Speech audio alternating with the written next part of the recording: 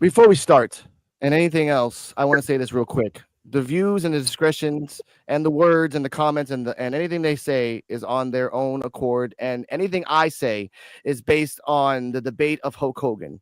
If you have a problem with what we say, direct it to me. If you have a comment or negative connotation, direct it to me. If you don't like that, I respectfully say, suck my... Hello, everybody. Welcome to P.U.W.F. My name is Coquito. I'm joined, blessed with Mr. D-Walk. How are you, sir? I'm good, brother. How you doing today? And what we say about that Mr. D-Walk show, whoop that motherfucking trick. Let's go. Whoop that trick. Whoop that trick, trick. Whoop that trick. Whoop that trick. Whoop that trick. Whoop that trick, trick. Whoop that trick. Whoop that trick. Whoop that trick.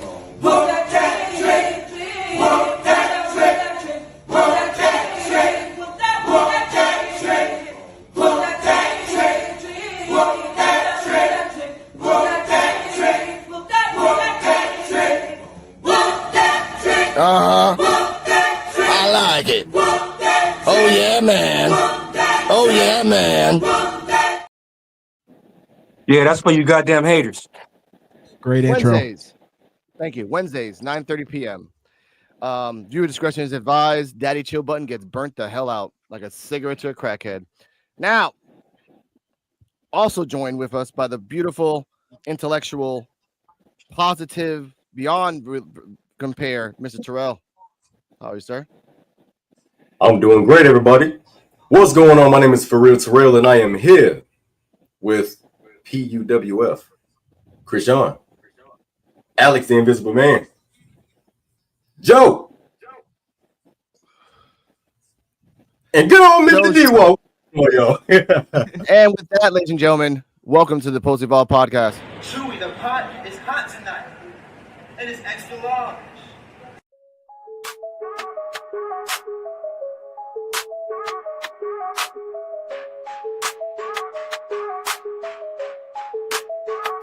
I'm taking over, one city at a time. Evolve is the brand, and it is the best of all time. Got my friends with me, so you know it's time to unwind. We gon' show you how to do it, this is the way we climb. To the top, not stop, it won't be a drop. Cause I'm here to save the day, and we will never flop. So just turn it up a notch, yeah. It's Evolving Podcast, let it drop. It's the weekend, I ain't had no rest yet. It's time for us to rise, and you know we bout to flex. I'm so hot that you ain't gotta check. Just sit back, relax, and let me do the rest. Yeah, we taking over, one city at a time. Evolve is the brand, and it is the best of all time. Got my friends with me, so you know it's time to unwind. We gon' show you how to do it, this is the way we climb. To the top, not stop, it won't be a drop. Cause I'm here to save the day, and we will never flop. So just turn it up a notch, yeah. It's Evolving Podcast, let it drop. It's the weekend, I ain't had no rest yet. It's time for us to rise, and you know we bout to flex. I'm so hot that you ain't gotta check. Just sit back, relax, and let me do the rest. Yeah, we taking over. We're the best of all time. I wanna know what's in this backpack.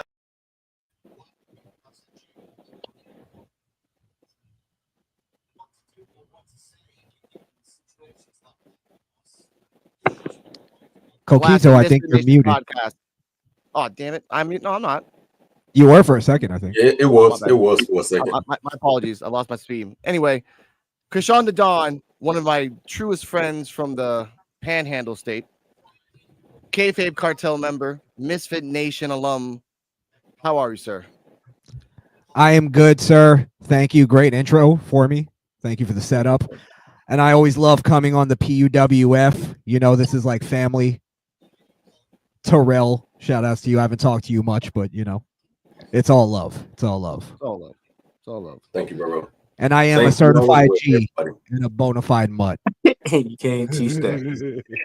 Now, last but not least, the wise man, the analytics sir, the true blue-blooded American, Joe BNCO. How are you, sir? Doing good. Thank you, sir. Welcome back from hiatus. We loved you. We missed you.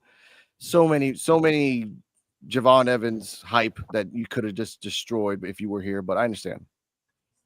I was doing it from home I know you were. as I fast forwarded through it. Joe had tears of joy. Yes.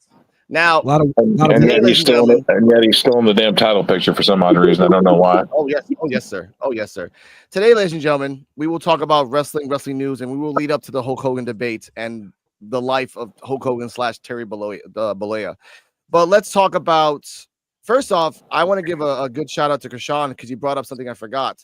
Let's talk about fucking Zilla Fatu, the last son of Umaga, popping up with the real one on TNA.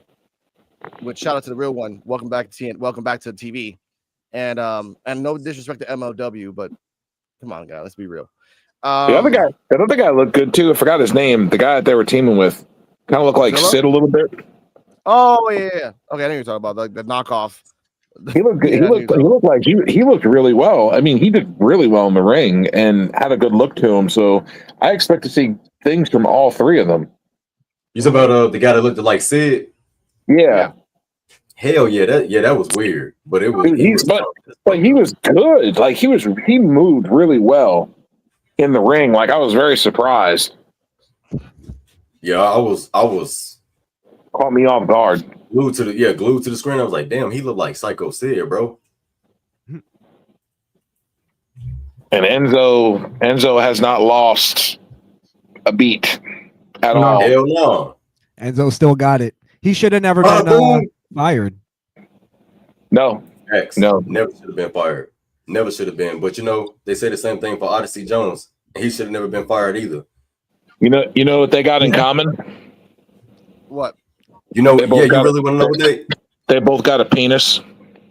Ah. Yeah, And with you know that, who else ladies got and it? You know who else got a penis? You know who else got a penis? Yes. Jordan Grace? No, seriously, you want to know who else got a penis? Oh wait, did he say Jordan Grace? God damn. Yeah. Yeah, I lost train of thought. I had to press the button. Daddy, chill. What the hell is even that? That's fucked up. Told you, get your button ready. But I was gonna say though, y'all know who else got a penis? Who? David Johnson? The gamer streamer, the YouTuber, Corey Kenshin, he got a penis too. Anybody, here's the problem. And that motherfucker that accused him of sexual assault or whatever the fuck it was, and she was mad at another dude and blamed it on Corey. She a piece of shit for that. Mm-hmm. Yeah, but you know, women get away with that. Women get away with that shit. Women will get away with that shit. They don't get charges pressed against them. No, nothing. Yep. Well, look And they get their jobs, and they get to keep their jobs. But yet, other ones get accused of something, not even convicted, just accused. Oh yeah, and are fired instantly. We ain't gonna say any Bella. We're not gonna say any Bella names, you know. I'll say that bitch fucking Nikki Bella. That bitch beat up a guy and it's in fucking TV. It's fucking proven. And people were like, "Oh, that wasn't proven. That wasn't proven." I was like, they settled out of court for an undisclosed amount of money, and she's paying him spousal support and child support, and doesn't even have the child. No, she's on TV. Oh, I'm here for the women's republic. Fuck the fuck off. You can look, but you can't touch. But if you touch me, I'll beat you the fuck up. Is that how it is now?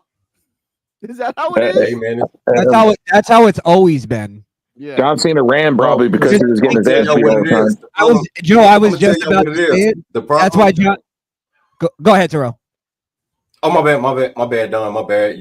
But all I was gonna say is John Cena peeped that, and that's why he never married her, and that's why he made her sign contracts to live in her house. Like John Cena. I believe that's the reason why John Cena didn't marry her. But guess what people gonna say though? Or guess what some people already done said to me? What? I think they think John Cena gay because he passed up on marrying her. But that's what women do. So a man gotta be gay. He's not gay because he didn't pass. So a man gotta be gay because he passed up on a hot girl to marry. No, this is where it's that's completely. That hot girl syndrome, man. That's that hot girl syndrome. The logic is flawed because he didn't pass up on fucking her. That would maybe be gay. Yeah, he fucked her. He fucked her many times. Yeah, all over. All over the house. Hey, she beating up on men. That fuck women though. Hey, so she like that sober. Imagine when she get drunk, how crazy she get. This is getting crazy. Yeah, but the problem with that is that John Cena fucked her all over the house and had to carry around like a thing of Clorox wipes all over the place because every time they got done, he had to wipe shit down. And yeah, he was really weird on that. It is. Diva but to show. add on to the end of this, I'm happy for John Cena because you didn't marry that bitch, and guess what? Your Peacemaker season 2 just came out. Just came out. Yeah, it's coming out in 2 weeks. But the trailer just came out. Like get that money. That was the bullet. Ever since he let go of Nikki Bella, his career is just taken off to the top. Sometimes it be like that. Sometimes a woman can hold a man back from chasing his dreams. Yeah, because she wanted to be the one. I remember at the time, the one in the spotlight. My girlfriend my girlfriend was forcing me to watch that stupid diva show, and you really saw that she was trying to lock down John Cena like badly. Oh, yeah. She wanted him to get her pregnant, get married, the whole thing, and John Cena just wasn't having it. I think she was just sort of like a more of a like live-in fuck buddy than a girlfriend. Because even if you remember, she tried to cook dinner for him one night, and he got really uncomfortable about it. He's almost like, "You're a whore. Stop acting like a wife. You're breaking the fourth wall here."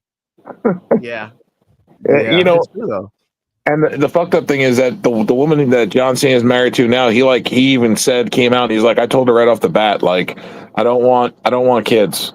No. Like, don't want them. And he explained why he doesn't want kids. He's like, I don't have time for children. No. He's like, why would I bring a child into this world to not have time for them? Yeah. It's actually pretty selfless. Yeah. It's just what it is. That's what it is. That's why he doesn't want kids. And I'm not a big. I hate John Cena to be honest with me. Be honest with everybody. I hate John Cena, but when he said that, I was like, that makes fucking sense. Exactly. Live your life. That's being responsible. I don't know. Do you think there's a level of fear in there though? that he's worried he just wouldn't be a good father or something? He's scared of everything. Yeah. He's scared of donuts. That could play a part in it. Yeah. I'm curious to see what happens if he threw a cucumber on the floor, what he would do. Yeah. That's just like me. I mean, I got 2 kids. I got a son and a daughter. And I was afraid of being labeled a messed up father or a bad father because I'm not with neither one of their moms. But at the end of the day, I still do what needs to be done. And my kids love the hell out of me. They don't play about me. And they tell me everything. Oh, such and such said this about you. Joe, you have 5 kids? Terrell? That's how many I got. And they're by 3. Jeez. Different ones. Joe's black. Yeah. That's why we overpopulated. That's why we overpopulated now because of Joe. Because of Joe. All right. Okay. Now I shake hands and get babies. I gotta press this. Joe. This is the worst. Joe, that's 2. That's 2 on you. That's why I try not to touch women, because if I shake their hand or something, they're gonna wind up pregnant. Joe gets women pregnant by just throwing cum at them. Oh God! I'm like a chimpanzee. Daddy, chill. What the hell is even that? I'm like a chimpanzee with feces, except for cum. So is that the reason? Is that the reason why Spider-Man? So is that the reason why Spider-Man freezes up every time he has a female opponent? Hey, Oh my Yeah, God. because he gets everybody gets one, and he gets one in his pants when that happens. hey, Yo. Spider-Man His shoot spider webs. tends to tingle. That's why Spider-Man shoot webs out his hand. Joe shoot it out his penis. I'm not pressing he's like button anymore. Toby Maguire. He Haven't didn't need to you ever reload. seen the movie Spider Babe? Okay. All right. Ladies and gentlemen, let's talk about Zilla Fatu, the freaking other Fatu brother that's out there. That's at 25 years old. He's already done 5 years of jail for armed robbery, just like his brother. Okay. And don't he He's got 5 25. kids? And I think he has like 2 kids. Like 2, 3 kids. 5, Oh my Oh, God. 5. You got 5. Fuck. maybe At 10. 25? He's like a Samoan. They be building. He's like They building a for their black legacy. Samoan. He started early. He's starting early. Hey, never before thought- he's 40, Don't play for their legacy. They gonna have them kids. hey, before he's 40, I guarantee you he had like 12 of them. I think Jacob's got like 3 or 4. 7. Yeah. I never thought I'd say this, but I think wrestling has too many fucking Samoans now. And you know what's Too crazy? many. They building a dynasty too. They building a dynasty. You know their kids gonna be on TV. Their kids gonna be stars. Hey, They building up their community. They ain't even show all of them Literally. yet. We're not even finished with the Samoans. Can we be honest about the Samoans though? Like, Yeah, there's please. only maybe 3 or 4 that are actually like bona fide stars. Well, you I got would say Roman. Yeah. I would say Fatu, Jacob, Yeah. bona fide Jacob. star. No, What's hey, I ain't gonna lie. honestly, Roman not a star though. Roman is not a star. Roman is like Roman's a supernova. Oh, He's a what about The supernova. Rock? Okay, you're He set the The bar Rock, way sure. too high. Yeah, The Rock is yeah. one. Who's the fourth? And what one? else? Umaga. And Umaga. I love Umaga, but I don't know if I would consider him like a top star. Then if not Umaga, then the father of Fatu, which was actually what's his fucking name? The enforcer from the 80s, the one that everyone was scared of. Oh, You're talking about Haku? Haku. Yeah. Oh yes, Haku. Yes. But I don't know. Again, I don't know if he's like considered a like. Would people outside of wrestling know who he is? No. Yeah. I Well, doubt it. no. Just like hardcore wrestling people know of the legend of Haku and the stories of what he has done more outside the ring than inside the ring. I think more non-wrestling fans would know who the Wild Samoans would be more than they would know Haku. Yeah, maybe out of the That Samoans, was Authentica. who would you put under the Rock out of the Samoans? It has to be Roman, right? That's the only one. Yeah. Jacob Fatu doesn't have the years yet, but give him like 3-4 more years. If he's on this rise, then I would put him on the same level as Roman, just for the fact that Fatu has something that Roman took about 7 fucking years to get, which was charisma out the ass. And then it's Yokozuna. Then I put Yokozuna under. Yokozuna's up there. Yeah. Yokozuna is definitely under Roman. He under Roman, yep. He's got to be the 4th one. Yeah. Then Yokozuna. The Rock. And let's.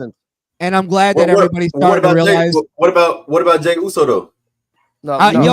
Hey, Terrell, let me just say this because I was just about to say this. I'm glad that people are starting to realize what I've been saying for many years at this point, that the wrong Uso got the push. It should have been Jimmy. Jimmy's way better in the ring. He's way better on the mic. Jimmy is more he has more agility. He created the yeet thing. That's like the same paradox with Jeff Hardy and Matt. Yeah. But it's like WWE. But nobody wanted to push Matt. It would have been like as if WWE got behind Matt Hardy instead of Jeff. Because Matt Hardy, because the same issue with Jimmy is the same issue Matt Hardy had, and they don't have enough charisma. No, I think WWE. Push some coal enough and give some pressure, make a diamond. Because Matt Hardy at the time wasn't that popular. Fast forward 10 years in TNA where he had a psychotic break, and then he fucking does that shit. And it was that shit was worldwide. At the time, it was the most biggest thing. I was gonna say Broken Matt literally put pro wrestling on the map. Yes. Go back before that. Alex, I was gonna say though, you're right about putting pressure on a piece of coal and making a diamond, but that's not what happened with Jey Uso. He completely crumbled. His run was garbage. Hey, Matt Hardy in WWF, he was good. V1 Matt Hardy. Man, he was hilarious. That's the one Him I'm and talking Shannon about. Moore. Yeah. Matt Hardy was always the one that had more charisma. Yeah. Jeff never really had charisma. His charisma was more just of who he was. Like his image was charisma. Yeah. But when it came to talking and like being a personality, Matt always had that over Jeff. And supposedly what I heard is Matt has always been the brainchild of the Hardys. Yeah. It makes sense. Yeah. He It's remembers fucked up. He everything. didn't get a, Absolutely. It actually sucks that he didn't get a world title.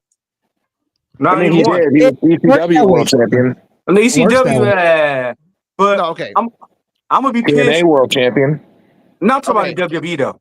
Oh, He should have here's got. the He should have been in Wait, the world. Wait. Here's a question for everybody here, and y'all can answer it in your own ways. Would you rather want a WWE title or a whole year where wrestling was revolved around you, which is the Broken Matt character? Like, I'd rather have the year in wrestling where everyone was talking about me. Yes. than just one time a WWE championship. For once, wait. For once, everyone can answer that. Go on. Let me answer first, just because for once in our lives, Alex, we agree. I totally agree that having that year of just being like the guy that everybody talks about, you have like you created this thing, like it's way more valuable and way more important than having the title for. Yes. Think of Jinder Mahal. His title run means nothing now. But think about this. Think about this too. Some of Matt Hardy's greatest work was there at the end when he was tagging with Bray Wyatt. Yeah. Oh, that was crazy. They had I wasn't a fan.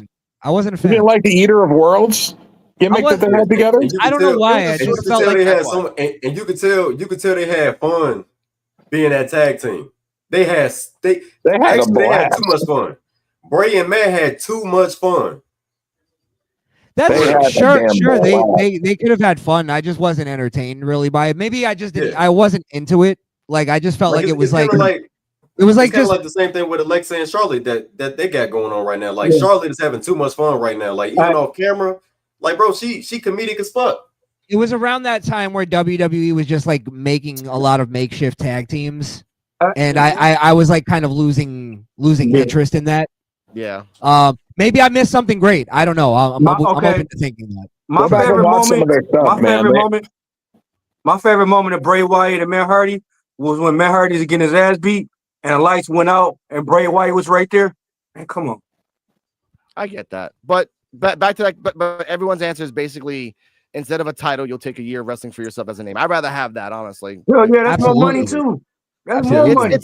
It's Daniel Bryan's Yes movement did way more for him than winning the title did. Yeah. Yes. Yep. And thank you for bringing that up. We'll talk about Daniel Bryan right now since we're talking about wrestling news. He came out on the news basically saying that moment in WrestleMania didn't matter to him as much, and people were like, "Oh well, fuck you, Daniel. It mattered to everyone." Like, but he tried they took that paragraph out of context, and he explained that he wanted his wife to be there at the moment, but WWE didn't want that to happen. Like, no, you can't be there at the moment. Sorry about that and all the other shit.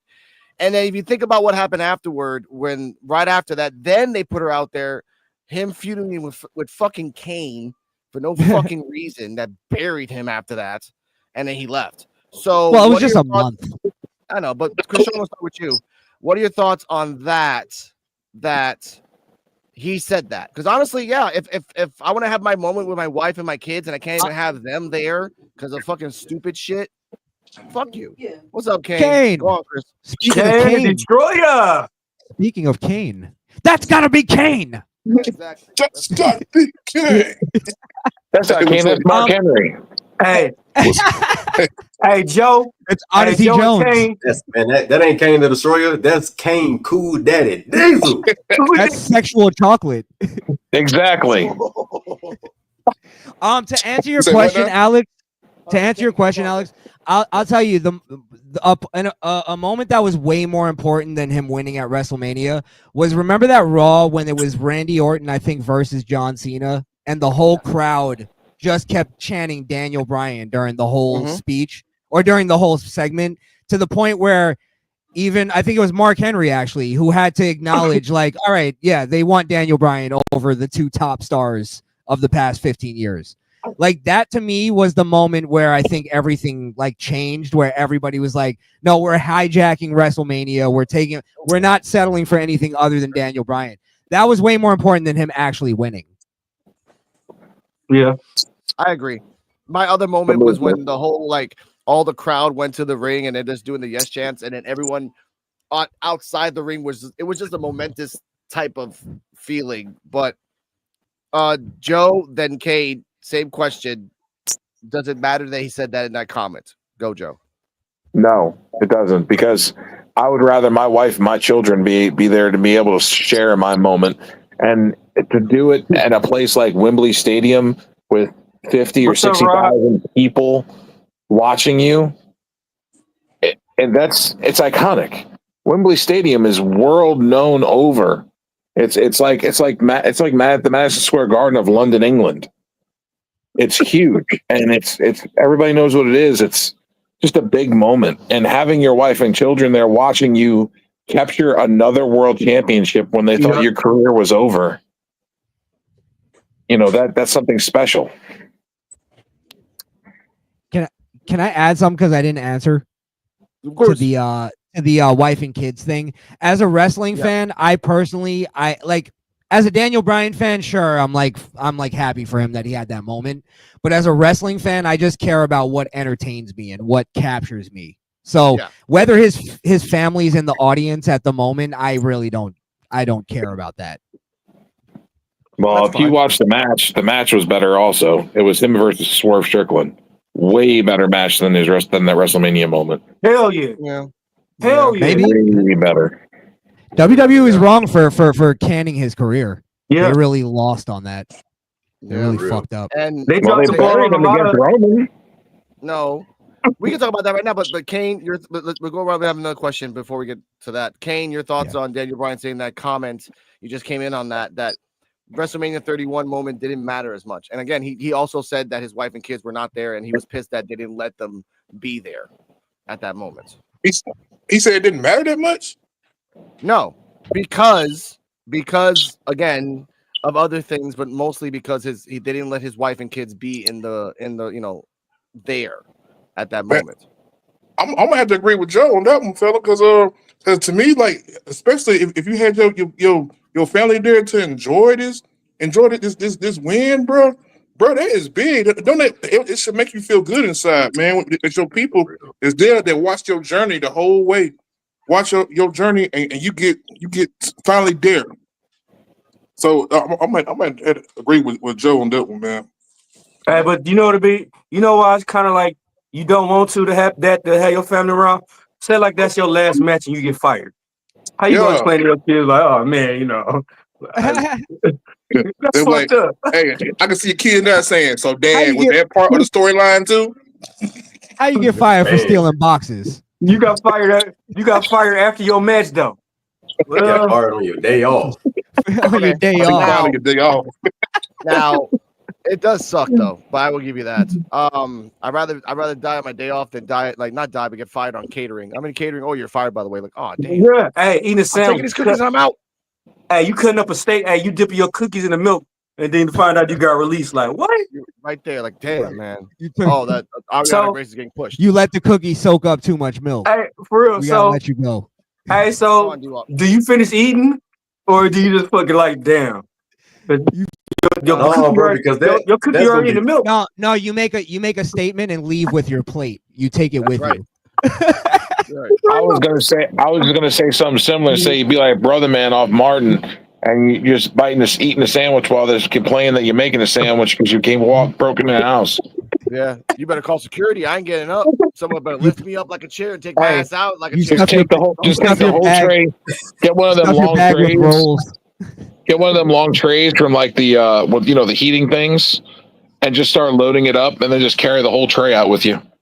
Got the blue candle underneath it. Yeah. Living the Fuck that. Hey, they gonna wonder why I'm carrying to-go plates all the time. Okay. Everywhere I go, why you got to-go plates with you? Now you don't want to know. Let's continue. D-Walk's always traveling back to Detroit to bring to-go plates back to his family. Yeah. Now, Terrell, same question. What are your thoughts on Daniel Bryan's paragraph and everything else we talked about? Well, I feel like as me being family oriented, I would want my family to be there for a big moment in my life. You know what I'm saying? When I went to go get my CNA certification, you know, I had one of my homeboys there. I had my sisters and my daughter was there.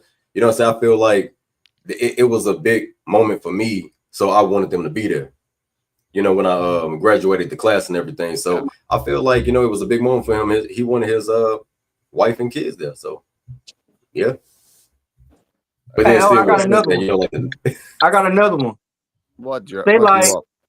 Say like you did have your family there, and you telling them like, yeah, I'm finna win the match. I'm finna win the match, and then they threw a Vince McMahon curveball on you and trick it at the end and be like, no, you're gonna lose the match. How would you feel? Oh, yeah, they hit you with an audible. Oh yeah, that would have been embarrassing.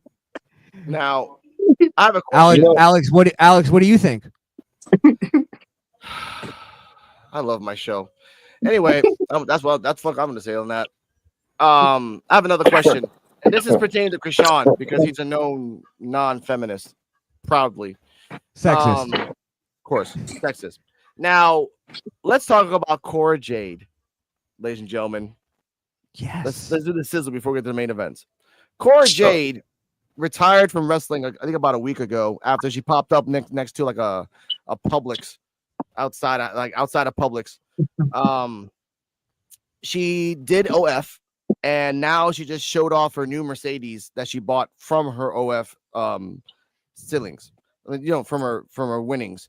Now, Krishan the Don, should women in wrestling, because I know you're here and you love these type of questions, should women in wrestling kind of like quit and do OF, or should women in wrestling kind of like get to a point where they're injured, then leave, then do OF? Do both. Krishan first. Krishan first. I think they should make women behave the way they do on OF on wrestling shows. Then it'd actually be entertaining.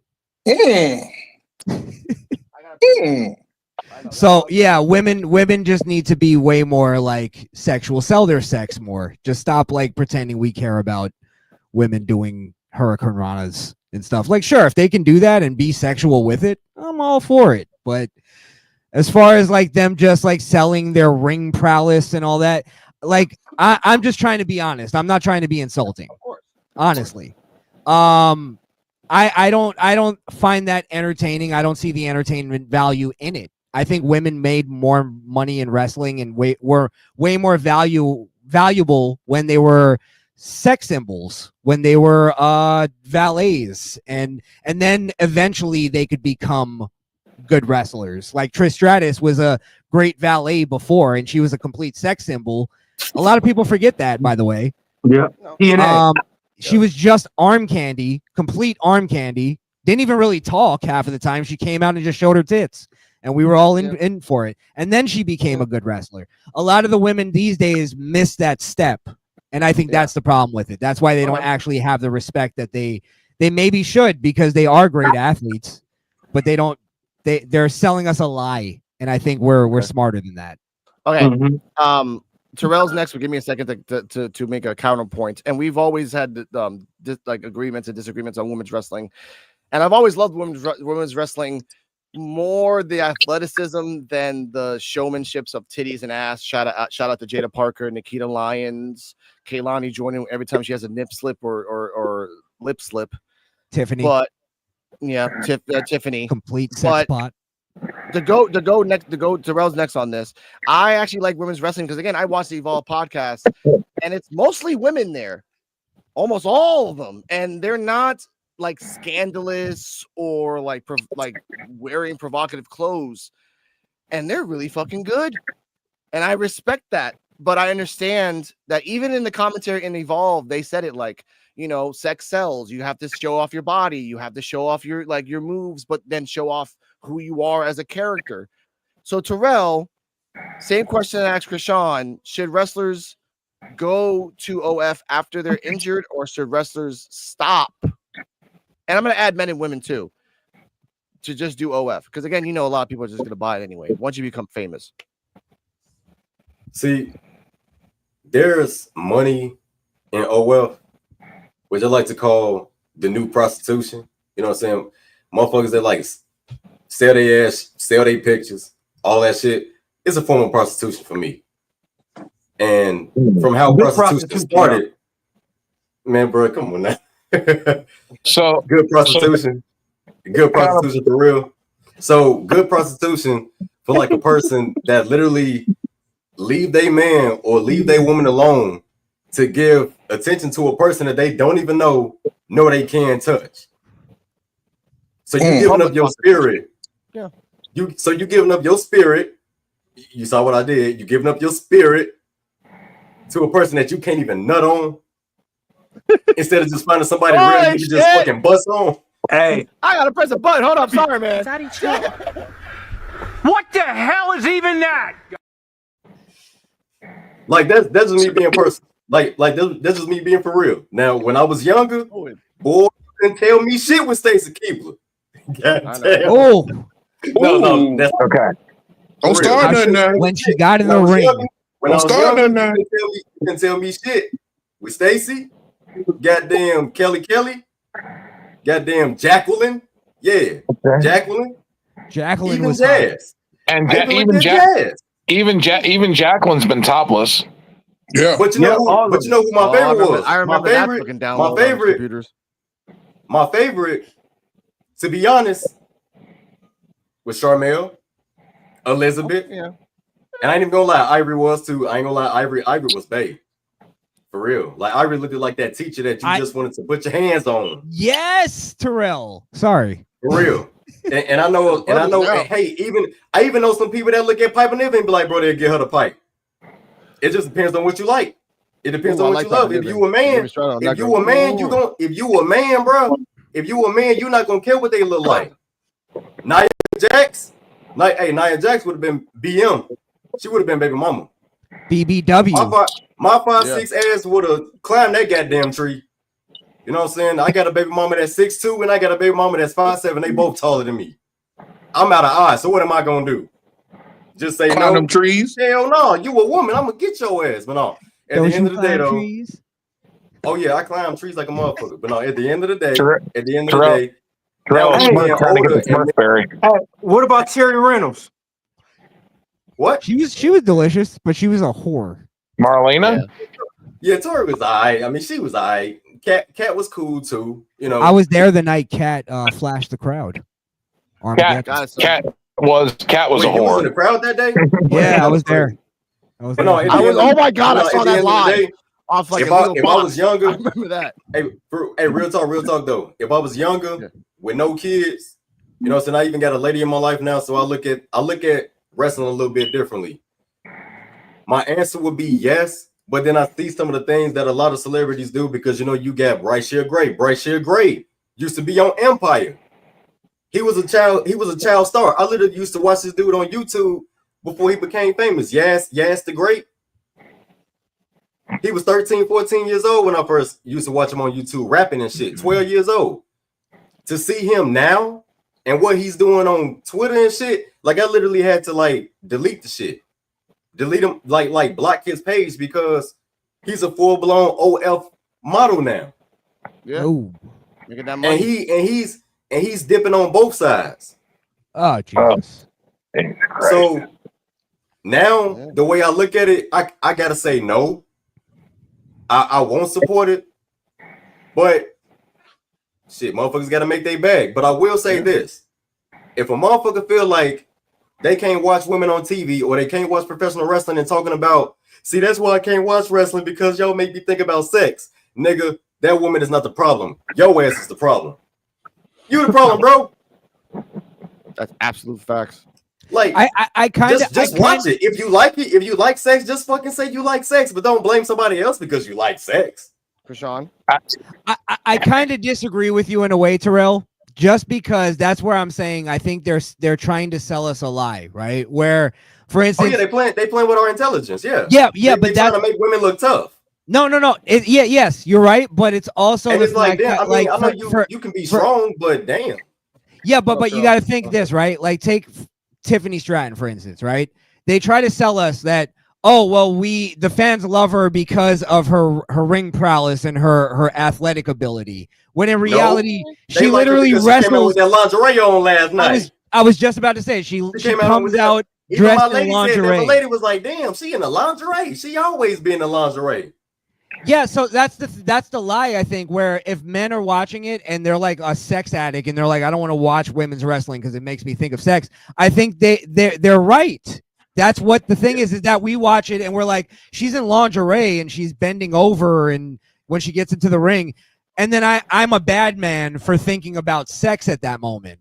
Oh well, why? What? Oh, she does a great cross body press. It's like, yeah, like I'm a man. I'm sorry, I don't pay attention to that. Hell yeah, but I was going to say on Evolve. What's damn, who just had that match? Which one? Is it Kendall Gray? Is it Kendall Gray versus Zeta Steel? Kendall Gray damn near had a bikini cut on. Yeah. And I know motherfuckers saw that shit because I seen it. She had a muff too. She had like a big ass metal muff. I'm like, what the fuck? And you don't think that like for instance Alexa Bliss isn't playing off of the kind of like the dudes who like, you know, underage women and stuff like that, where she's like looking like a fucking 14-year-old when she comes out? Like she looked like a teenager. Yeah, she's playing off of that. Like that's the lie that I'm just tired of. Like I don't if you like women's wrestling, fine. Enjoy it all you want, but let me enjoy it for watching some titties flop around. No, and I get that. Like I'm not judging you. I'm not judging you, Don. Not by a long shot. I'm just judging the motherfuckers that say they need to change their mindset because women's wrestling make them think about sex. Nah, bro. It's not. Don't be embarrassed. Yeah, it's nothing to be embarrassed about. Because okay, I would say you're a woman. You a man, right? You're saying just admit it. Yeah, just like, bro, just admit it. I'm with you just on that. say it. I'm with you on that. Just say it. Yeah, I love looking at Jada Parker when she come out. Oh yeah, I love it, man. And here's the thing, Stephanie Baker. Stephanie Baker thing. literally got a wrestling move going viral for. Yeah. You know. Yes. And then for Booker T being pumping. a pervert, like a public pervert, just like but which which by the way, Terrell, thank you for that. Shout out to D-Walk being a perv himself. We made a button just for him.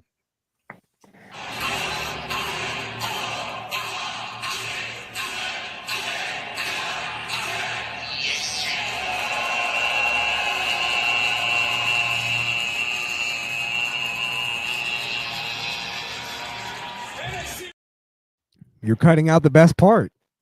No, bro. Yeah. My lady, I can't show that part. It's my lady in the background going like, yeah.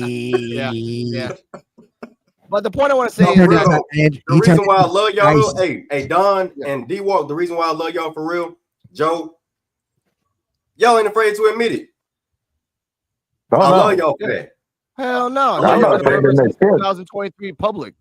That's why I come on. WWE should lean back into the sexualness and stop trying to pretend like they're trying to shy away from it when they're not. How many wardrobe malfunctions did we get in a single week? In NXT, once a month now because they're learning. Would you believe that? Right. Would it be hard to believe that those are purposely done?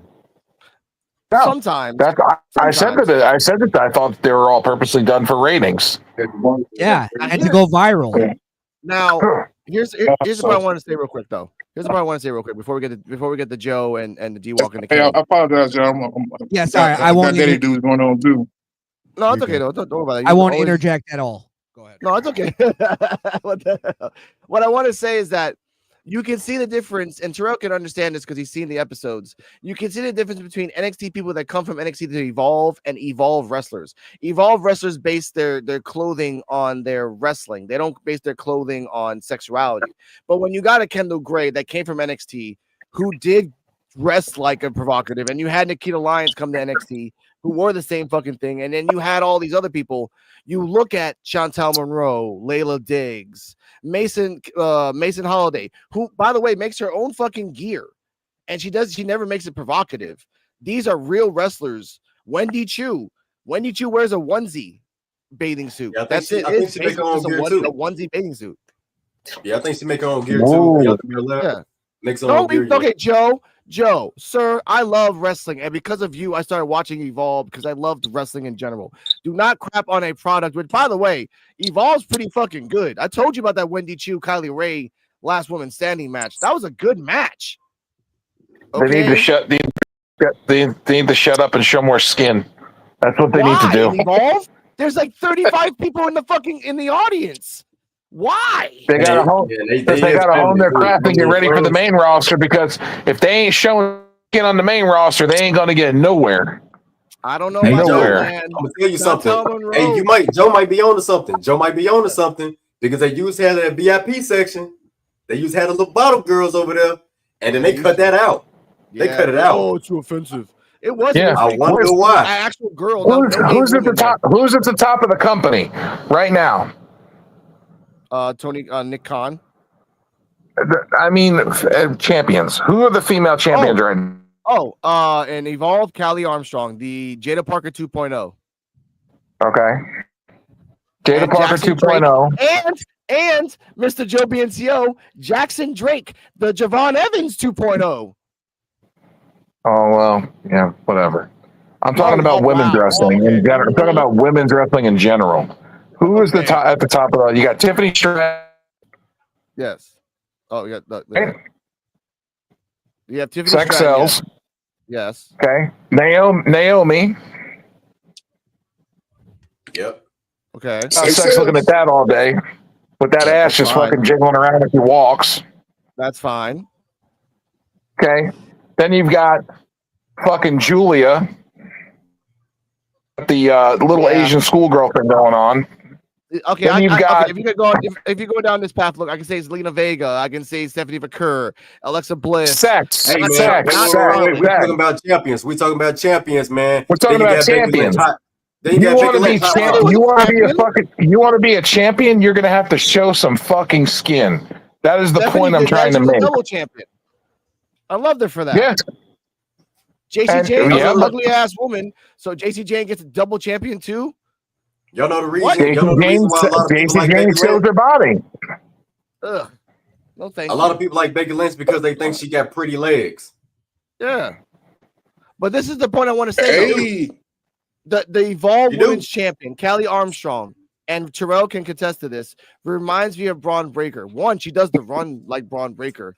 And if she really uses that shoulder like Braun Breaker uses the spear, she can go places. I don't like Jada Parker. Like, I know Krishan, if you watched the Jada Parker match, you would readily enjoy that Jada Parker's finisher is just her running back and forth on the ropes and using her ass as a finisher. Like literally just fast. The hip attack or the hypnotic. Like that's Sure. Maybe I'll like get a kick out of it, but at the end of the day, I'm not looking at it the same as like, fucking Brett versus Sean. You know what I mean? I'll never look at the same way. Corner store bodega hood rat.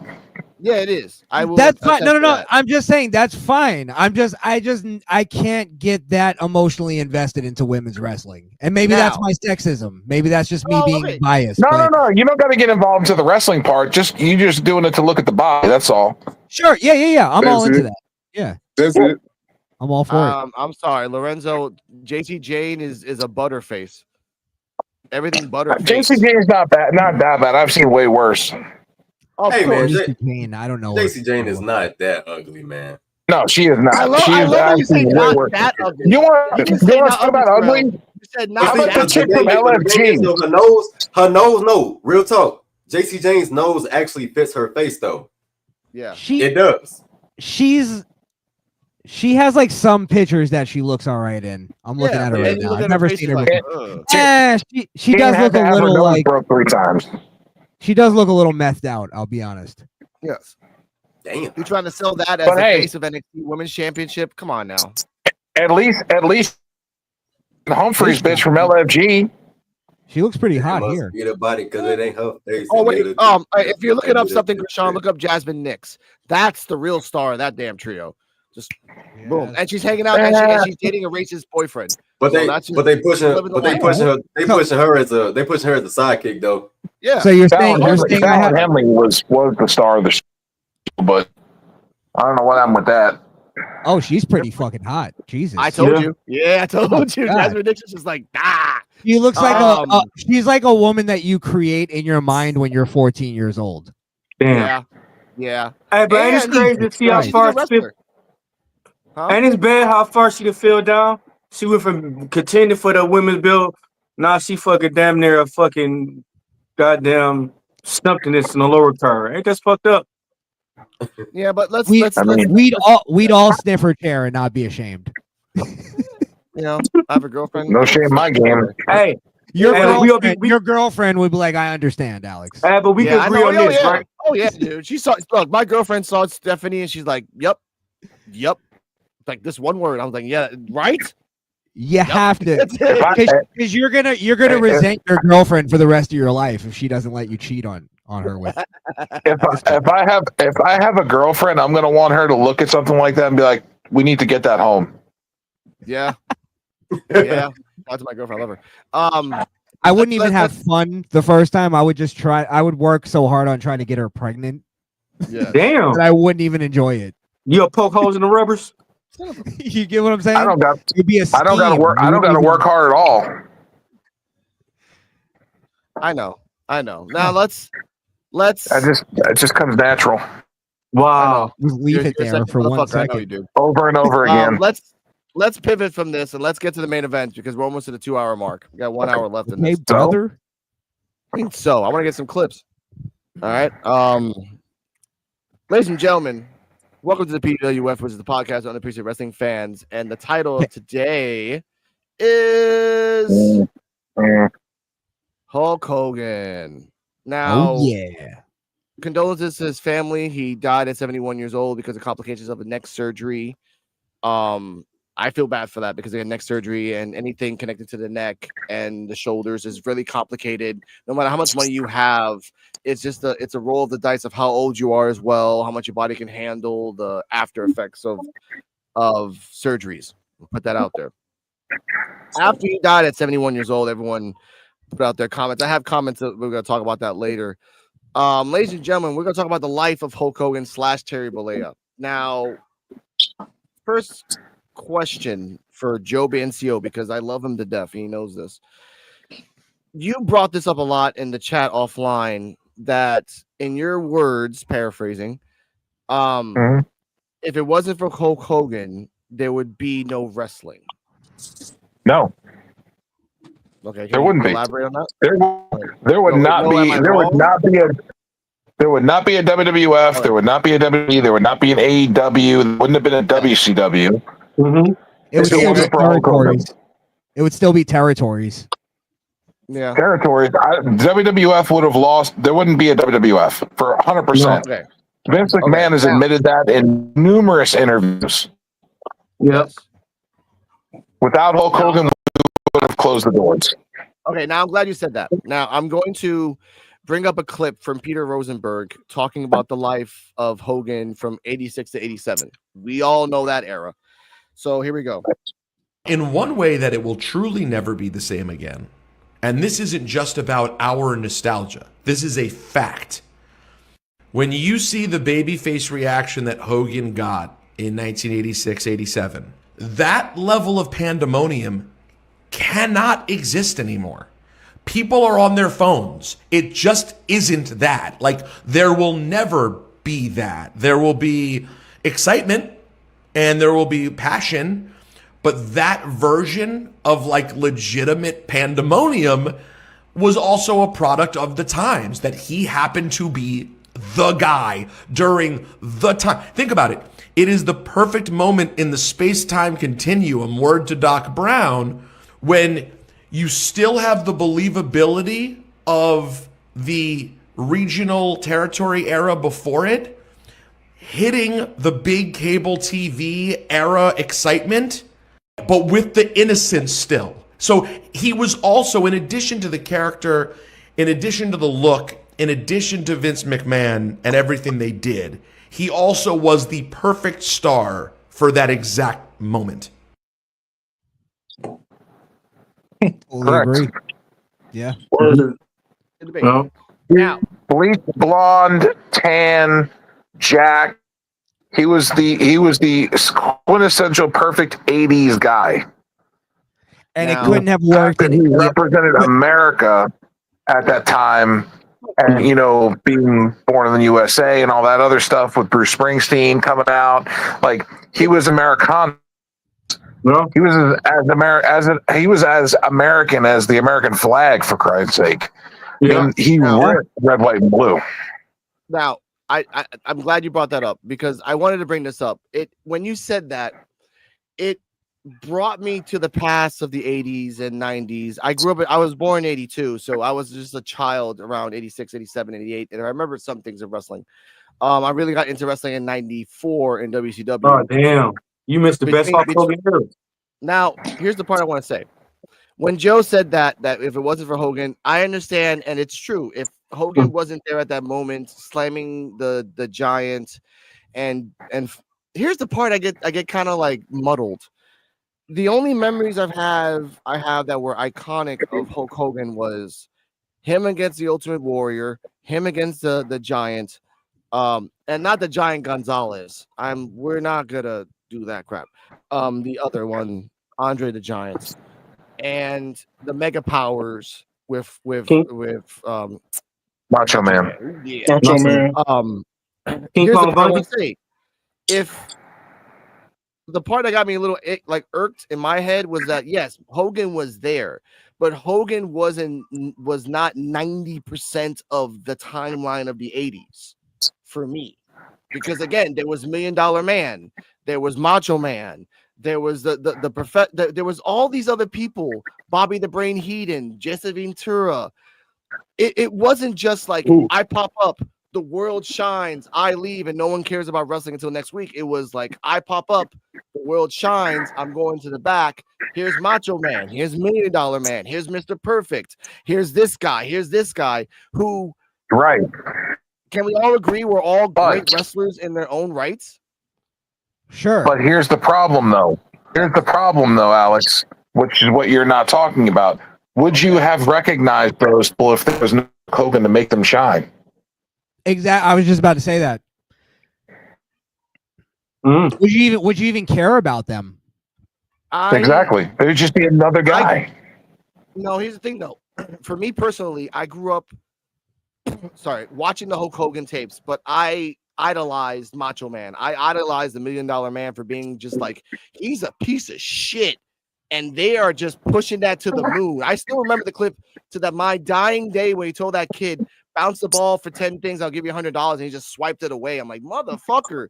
Like, that's just like. I remember that. You want to talk about racing kids. But the whole point was you wanted to watch Hulk Hogan beat his ass for doing that. Because, he beat his guy to do that. Like. Hey, I grew up Hulk Hogan person. I had the T-shirt and everything. One day he was on Jay Leno. I ripped that bitch, and that was it. I tried to put it back together. It didn't work. Can I ask this question? Like, How? that's like when a person. Oh shit, my bad. Terrell, Chris, go. All I was gonna ask is who here, because I'm one of these people. Who here started watching wrestling because of Hulk Hogan? Well, not me. He's not the reason why I started watching. 3, 4. I'm younger. He's not the reason why I started watching wrestling. I was in my granddad's crib one day. I was like 5, 6. Yeah, I was 4 or 5. And he was watching Bash at the Beach, actually. I didn't even know what wrestling was.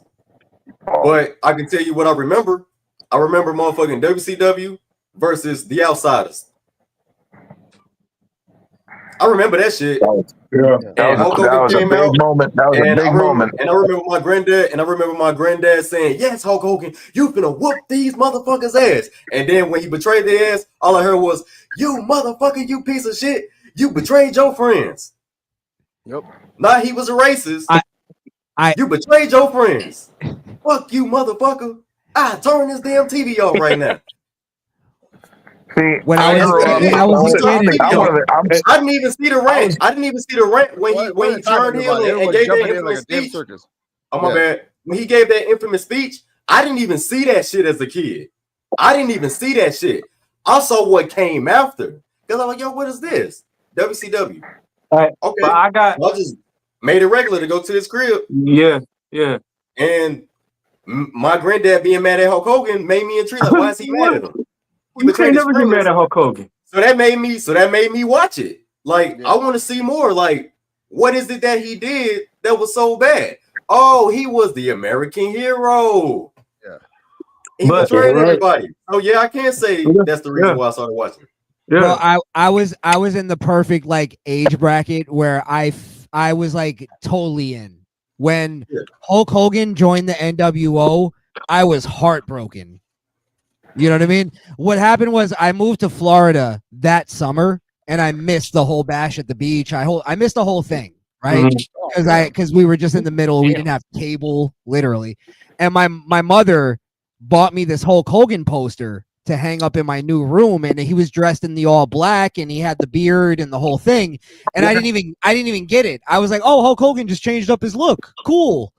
And then I tuned in when we finally got cable, and Hulk Hogan was going off about the fans and they were pieces of shit and this and that. And he just finally realized that he was this and that. And I was like, I watched it and I was heartbroken. And I ripped up the poster, and my mom got mad at me. See, it could have been worth some money now. Bro, I fell for the whole thing. I was all in on it, and that's what moved me over to WWE. I was so heartbroken about it. I moved over to WWE, and I found Stone Cold, and he was my new hero. Okay. Hey, I got into wrestling. That's my whole wrestling. My grandma, she you know, back in the day, if y'all judge me, fuck y'all. I'm not that old still. But my grandma had the betas, WrestleMania 1 beta in cassette. Bro, after I seen Hulk Hogan and Mr. T, Hulk Hogan and Mr. T took them out together, I've been hooked since wrestling since then. Now, I want to bring this back to this about Hulk Hogan 86, 87 up until 92. Let's say like that. He only had 14 losses in his whole career. All brands. 14 losses only. Greatest of all time. And I will say that Hulk Hogan as a character, he is iconic and he is a legend and he should be honored by Hulk Hogan. This is a half and half of life, ladies and gentlemen. Let's talk about a little thing later. Now, question for Joe, since he remembers the 80s. Would it have been beneficial for Hulk Hogan not to be so egotistical in the 80s and in the sense just kind of like be on his back for a couple other people? You know what I mean? Like just a couple other stars that could have, like, I'll say it like this: if Hulk Hogan would have lost to like maybe 4 more people, who are those people that could have been like that would have got the push in your opinion in the 80s that should have got it? I mean, the people that he lost to were because he was leaving the company or he was taking time off or they wanted to push somebody different. Ultimate Warrior was one of those guys they wanted to push because they felt the crowd was really behind them, and they were. But they were also with Hogan too. It was a very split crowd. I've seen all the WrestleManias live. Like not in person, but I've watched them like on TV live as they happen, like at that moment. So they weren't taped or anything like that. I've seen probably I was born in 81 and I've seen all. Damn you wrong. So you motherfucker. I was born in 82. I was born in 82. Okay, I'm a young buck. My dad, from the time before I could even walk, my dad had me sitting on his knee watching wrestling. He's seen Jesus. His name was Hulk Hogan. That's right, Chris. Hulk Jesus. I'm sorry. Okay, oh, wow. Oh, we got to press that button. No, not yet. Keep going. Hey, but you know who should have been champion? What? I feel like there should have been a few. I don't know. I don't really know about pushed because they all got a push. What, to be honest, Junkyard Dog didn't go on, really. Andre got pushed. What about Junkyard Dog? Hogan got pushed. Macho Man. Junkyard Dog. Junkyard Dog. He was over. He was over. He should have been champion once. He was like Hacksaw over. Yeah. Man, but he was in cartoons and movies. He was in cartoons and movies just like Hulk Hogan. Hacksaw was one of the most over wrestlers ever, but he was never going to be the top guy. Yeah. No, but it would have helped him. That's what I'm saying. But Junkyard Dog is way better than Hacksaw. If you look at all the people that Hogan has faced, A lot of people. Look back at all the people Hogan's faced. They all had just all of them. Yeah. Andre, Big John Studd, King Kong Bundy. Yeah. You look at all these guys: $1 Million Man, Macho Man, Ultimate Warrior, Sid Justice, which was Sid Vicious, Ric Flair, Sergeant Slaughter. They all had major runs and pitches. Iron Sheik. They were all there to put over Hogan, though. But they all had major pushes as well. Yes, that's what I'm saying. Hogan was the future at that point. Yeah. Yes. They were all there. No, it was. He was. Yes. Well, what they had to do was, when Sheik won the belt from Bob Backlund, they needed to get the fucking belt off of this Opie Anthony looking motherfucker from Mayberry called Bob Backlund and get it on somebody who was going to be a fucking heel that people were going to hate. So Iran being a foreign country and us being America, they figured we're going to give it to the Iron Sheik because he's going to catch the most heat. Yes. Yeah. But once they did that, then they backed themselves in the corner and were like, okay, now we have to create a fucking baby face to take the title back for America. Yes. And that is when Vince found Hulk Hogan. Because Hulk Hogan was working for the territories at that time, and he went and did Rocky 3. He did Rocky 3 before he was larger than life Hulk Hogan. Yeah. Thunder God. What is Thunderclaps? Thunder God? Something like that. Here's a question for you, Joe. And then it makes you understand why Vince's eyes fucking lit up when he saw Hulk Hogan for the first time and built his entire career around him. It's like 6'8", jacked, fucking looks like he just walked off a fucking beach. Anybody Joe, you're keeping away with that. Anybody acting like there was another guy that Hulk Hogan took away that spot from is just fucking delusional. Yeah. Now I want to say a person that a lot of people say that Hulk Hogan took the spotlight from was Billy Graham. He took Billy Graham was never gonna. Billy Graham was never. Billy Graham was never going to be in that position. Did he take it from Billy Graham? Did he take it from Billy Graham, or was the idea given inspired by Billy Graham? Yeah, but you got to understand. This is what Hulk Hogan did for wrestling. He brought it into the mainstream where wrestling was like on MTV. It was on NBC. It was like the number one fucking thing. Hulk Hogan ushered that in. Superstar Billy Graham was great, and Hulk Hogan stole a lot of stuff, borrowed a lot of stuff, however you want to say it, inspired. But Superstar Billy Graham wasn't that guy. Hulk Hogan just happened to be. It's like what the guy you played before said. He just happened to be the guy in the right place at the perfect guy at the perfect time. That's it's all about timing. Yeah, it's all about timing. Yeah. Yes. Yeah. And then it goes into the whole thing. I'm sorry. Last thing, Alex. It goes into the whole thing of Hulk Hogan was never an amazing worker. You know what I mean? He could if he wanted to, but if you watch his stuff in Japan, he's a completely different worker. Yeah, but he didn't have to do that. Is the point? He didn't have to. No, he didn't have to. But when he was in Japan, he had to, and he proved why he was a great worker. Yeah. But when do you see Hulk Hogan doing a dragon screw leg whip? Yeah. Right. But in America, he was never seen as that. He was the character. He was the comic book character come to life kind of thing. New Japan Pro Wrestling even paid honor to Hulk Hogan on his death. Because it was 80s, it was 70s, 80s. It was 70s, 80s Hogan. He was the first ever New Japan. He was the first ever New Japan World Champion. Yeah. He brought relevancy over to New Japan. This is what I want to say, though. This is what I want to say. Okay, sorry about that. Now, we all talk about wrestling now as a whole, that sometimes you just can't have one person be the ace because sometimes injuries happen and sometimes just the crowd stale on them. So we all agree, I think, that sometimes you need about 2-3 other people to have the slack in case of, because sometimes remember when Roman had that thing with the cancer, he left so that WWE had to scramble to make new stars. And we got Bray Wyatt, we got Dean Ambrose, we got Seth Rollins, we got all these people out there.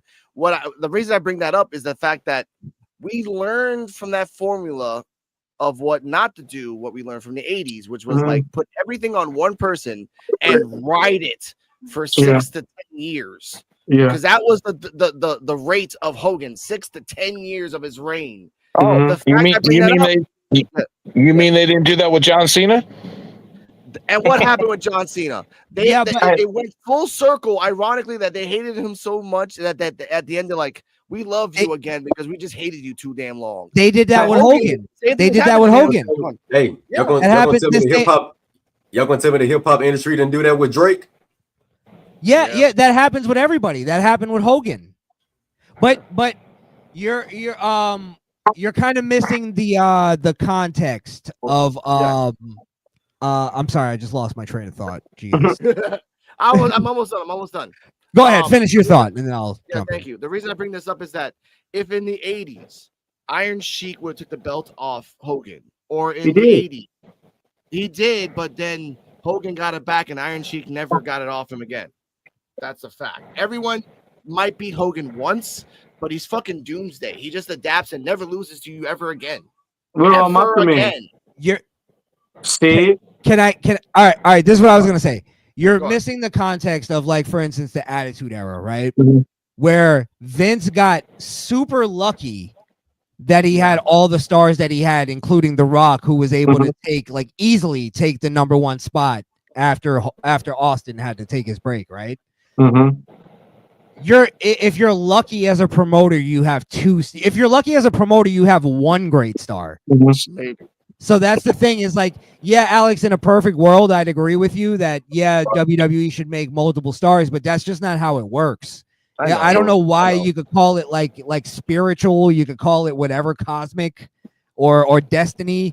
It's always just that one guy that people see as the #1 guy. Even when CM Punk was dropping his pipe bombs and becoming that guy, John Cena was always the #1 guy. It just is what it is. You can't deny it. You can't ignore it. What about the Attitude Era? They had you had Stone Cold, The Rock, Kane, The Undertaker. Who else? You had at least 10 people, but they was tossing them built around each other. But that wasn't the same. You're not building a company around Kane and Undertaker. No, it's like, I loved Mick Foley. And they had their time with Mick Foley and it worked, but that wasn't gonna last. It lasted for the time it lasted. Yeah. Okay. Hogan's reign lasted. Hogan's reign lasted more than anyone else. Oh man, for real. Austin used to sign his.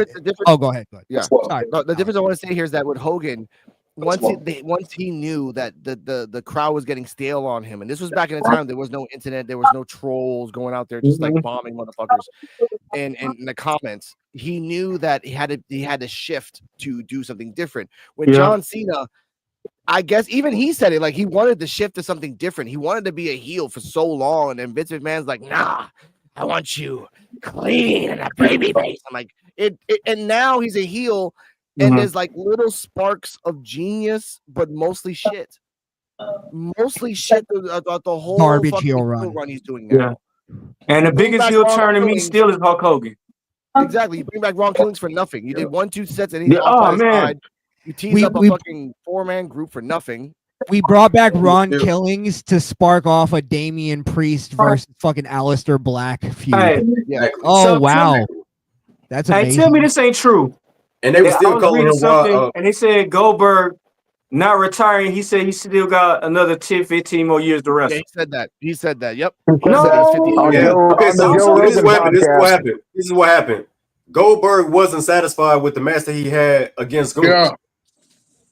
And I seen that coming anyway. He's ungrateful. He's very ungrateful. Goldberg is always been ungrateful. But do you disagree with him in the fact that he wanted a better send off than what they gave him? Sure, I don't like Bill Goldberg. Let's get that straight right now. I don't like Bill Goldberg at all. Not a fan of Bill Goldberg at all.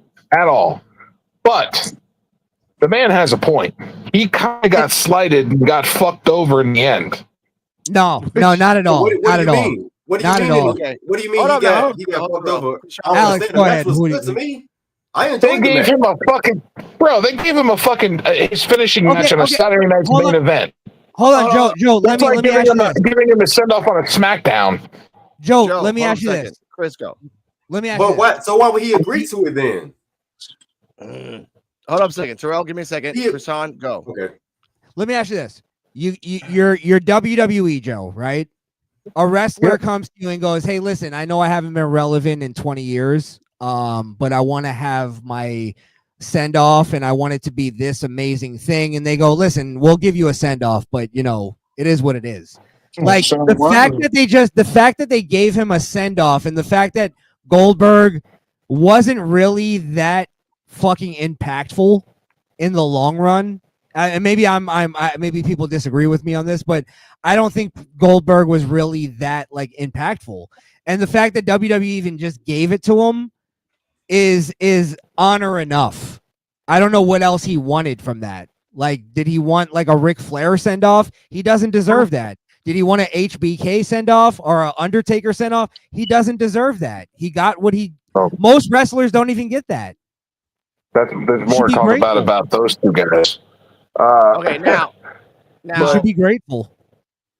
Go on, Joe. Here's the problem with that, and that is that Goldberg, and I understand, like you're saying, he doesn't deserve it, but he kind of does in a way.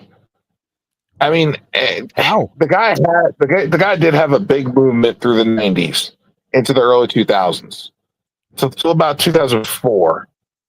I would say after him and Lesnar had their match at WrestleMania 20, that was kind of it. And their match at WrestleMania 20 was at best because both guys were leaving and Stone Cold was the referee and he was leaving. So like everybody in that match was leaving. So the match was really shitty. That was at Madison Square Garden, New York City. It's one of the worst matches ever. Yeah. It is probably the worst match of all time. It is. Number one. For the hype that it had, yeah. That thing had so much fucking hype. Almost as much hype if it was Goldberg versus Stone Cold. Hey guys, I gotta step away for 2 seconds. Don't get to the racist stuff until I get back, please. All right. Okay, not a problem. We'll save that. Hey, but look, Terrell, we gonna do a special news segment. Terrell got that voice where you say, "Breaking news, motherfucker." That's gonna be Terrell. We gotta start a special news segment. But go ahead, Joe. Talking about Goldberg, like I get where he's coming from. I understand it, and he's doing what Ric Flair did. Ric Flair had a good send off. Not saying Goldberg did, but Ric Flair had a good send off for WrestleMania with the Shawn Michaels moment, with the super kick and "I love you" and all that, and then he super kicked him and pinned him and then hugged him and held him after knocking him out. Like, he had a huge send off, and then that Monday Night Raw after it, when everybody came out to honor Ric Flair. And then what does Ric Flair do? Goes to TNA and starts wrestling again. Now, let's not forget he had a send off in the Indies special. Yeah, with Andrade, which was his son-in-law at the time. Now, so like, how many send offs did Ric Flair need? I thought Goldberg was better than Ric Flair's, to be honest.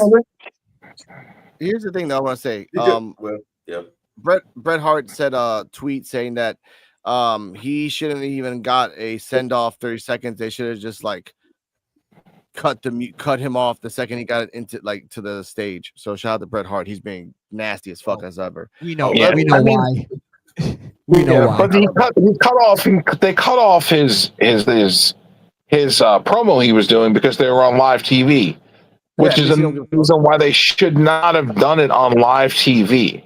They should have done it on fucking PLE, where they know that they could have gotten away with having more time. Fuck, they could have done it on a Monday Night Raw and still got more time because it was Netflix. Don't you think that Goldberg would have gotten further if he would have just like went to WWE on the low and said, "Hey, do you think you can give me another like speech and we'll just like on a Raw or something just to say goodbye to the fan?" Like instead of going on a podcast and being an asshole about it. Yeah. The better way that they could have done it was they could have done it to where he beat Gunther in some way. Like they had it. Listen to me. They had him beat Gunther, and then they would have Gunther challenge him for the championship and tell Goldberg, look, when I beat you, when I take my title back, I'm going to put your career in the grave. I'm going to kill you. I'm going to kill your whole career. Like, why don't you just put it on the line? I was like, put it all on the line. And have Gunther just go on a tear. And then when it comes to SummerSlam, you could have had Gunther destroy Goldberg. Like, destroy him. Obliterate him. And then Goldberg could have given a fucking speech at SummerSlam at the end. And then no, but they said I was listening to Buster Radio. I listen to them every morning. They said Goldberg, how you said he had after he did the on the mic thing, they said that was bigger than what he would have did if he was doing it live. Most wrestlers have to end their career on a shitty indie show. Like that's where I'm saying he needs to be grateful. He got to end it on the biggest stage of them all. Ric Flair ended where yeah, but this is what my point is, where he didn't even really make that big of an impact. His impact was in WCW, a company that shut down 25 years ago. And Flair's big impact, Flair's original huge impact was in WCW as well. NWA, AWA, and WCW. And WWE too. Impact. But Flair is an icon in wrestling. That's not fair. But Flair has but at the same time, he fucking slapped WWE in the face because they gave him a good send off. And then he went back and started wrestling again. Yeah. But let's I wouldn't say he slapped him in the face. It was more of like a desperation. Now, let's pivot because again, I love this fucking show for this reason. Now, let's fast forward to 2005. Racism. Rest in peace to Bobby Heenan because he says this about Hulk Hogan. Everybody's made a lot of money with that man, and a lot of guys don't like him. A lot of guys like him. I can't say anything bad about him. He's been fine to me. You have to judge people by the way they treat you. And he's never hurt me. He's never done anything that I know behind my back. So he's okay. He's been great for this business. I mean, face it, I don't see anybody that's ever been stronger around the world than that man. Of course, television had a lot to do with it, and a lot of people put him over. But it was done right, and thank God we were there for the ride. That's how I look at it.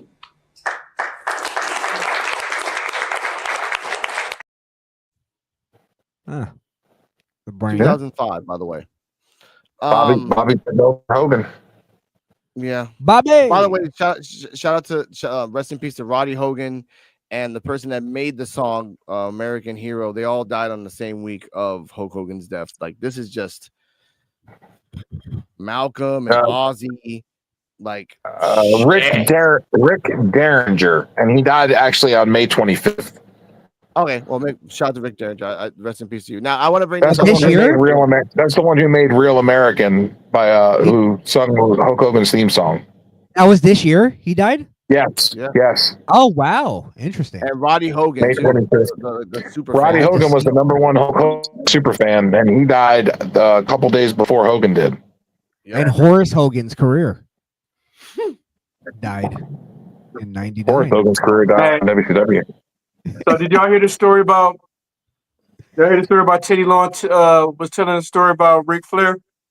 Now we'll talk about Ric Flair another time, but but I'm saying like races and everything. But I know, yeah, but that's it. Like I was talking to my to the racism woman about that. Like, what happens when Ric Flair will pass? Like, he has a lot of fucking. Oh man. Well, can I? Yeah, go on. I don't know if we're gonna get to if this is where you were going with this, but like I don't think that Hulk Hogan, like when people go off about like Hulk Hogan being evil and they're celebrating his death, like what's the bad things that Hulk Hogan did? And we could get to the racist thing. I'm sure we're gonna get to that, right? Yeah. But let's just take that off the table for now. Because a lot of people try to pretend that it's not about the racism and not about him supporting Trump. It's about all the evil things he did before that.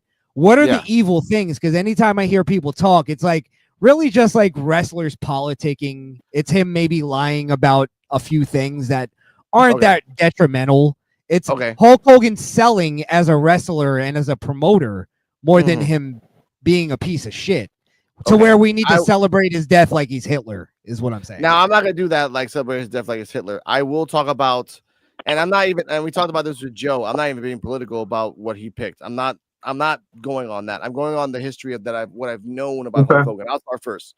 The lies that he's done constantly that has been documented. I can bring up a whole page on that. That's one thing. What are the lies? But me as a Puerto Rican living in Puerto Rico. I found out he did a couple more lies saying that, oh, when I came to Puerto Rico, they tried to stab me too, like Bruiser Brody. And I went online and I had to like fact check. I'm like, nah, motherfucker, you only came twice to Puerto Rico. And in those 2 times, the time frame that you said was different than what actually happened. So that means you're lying about that shit too. Making look, I told you, making Puerto Rico look like they're fucking monsters. Alex, I told you. I feel like he was suffering from early onset Alzheimer's or dementia because he has said things that were lies, and some of the lies sometimes they're not all. It's not all lies.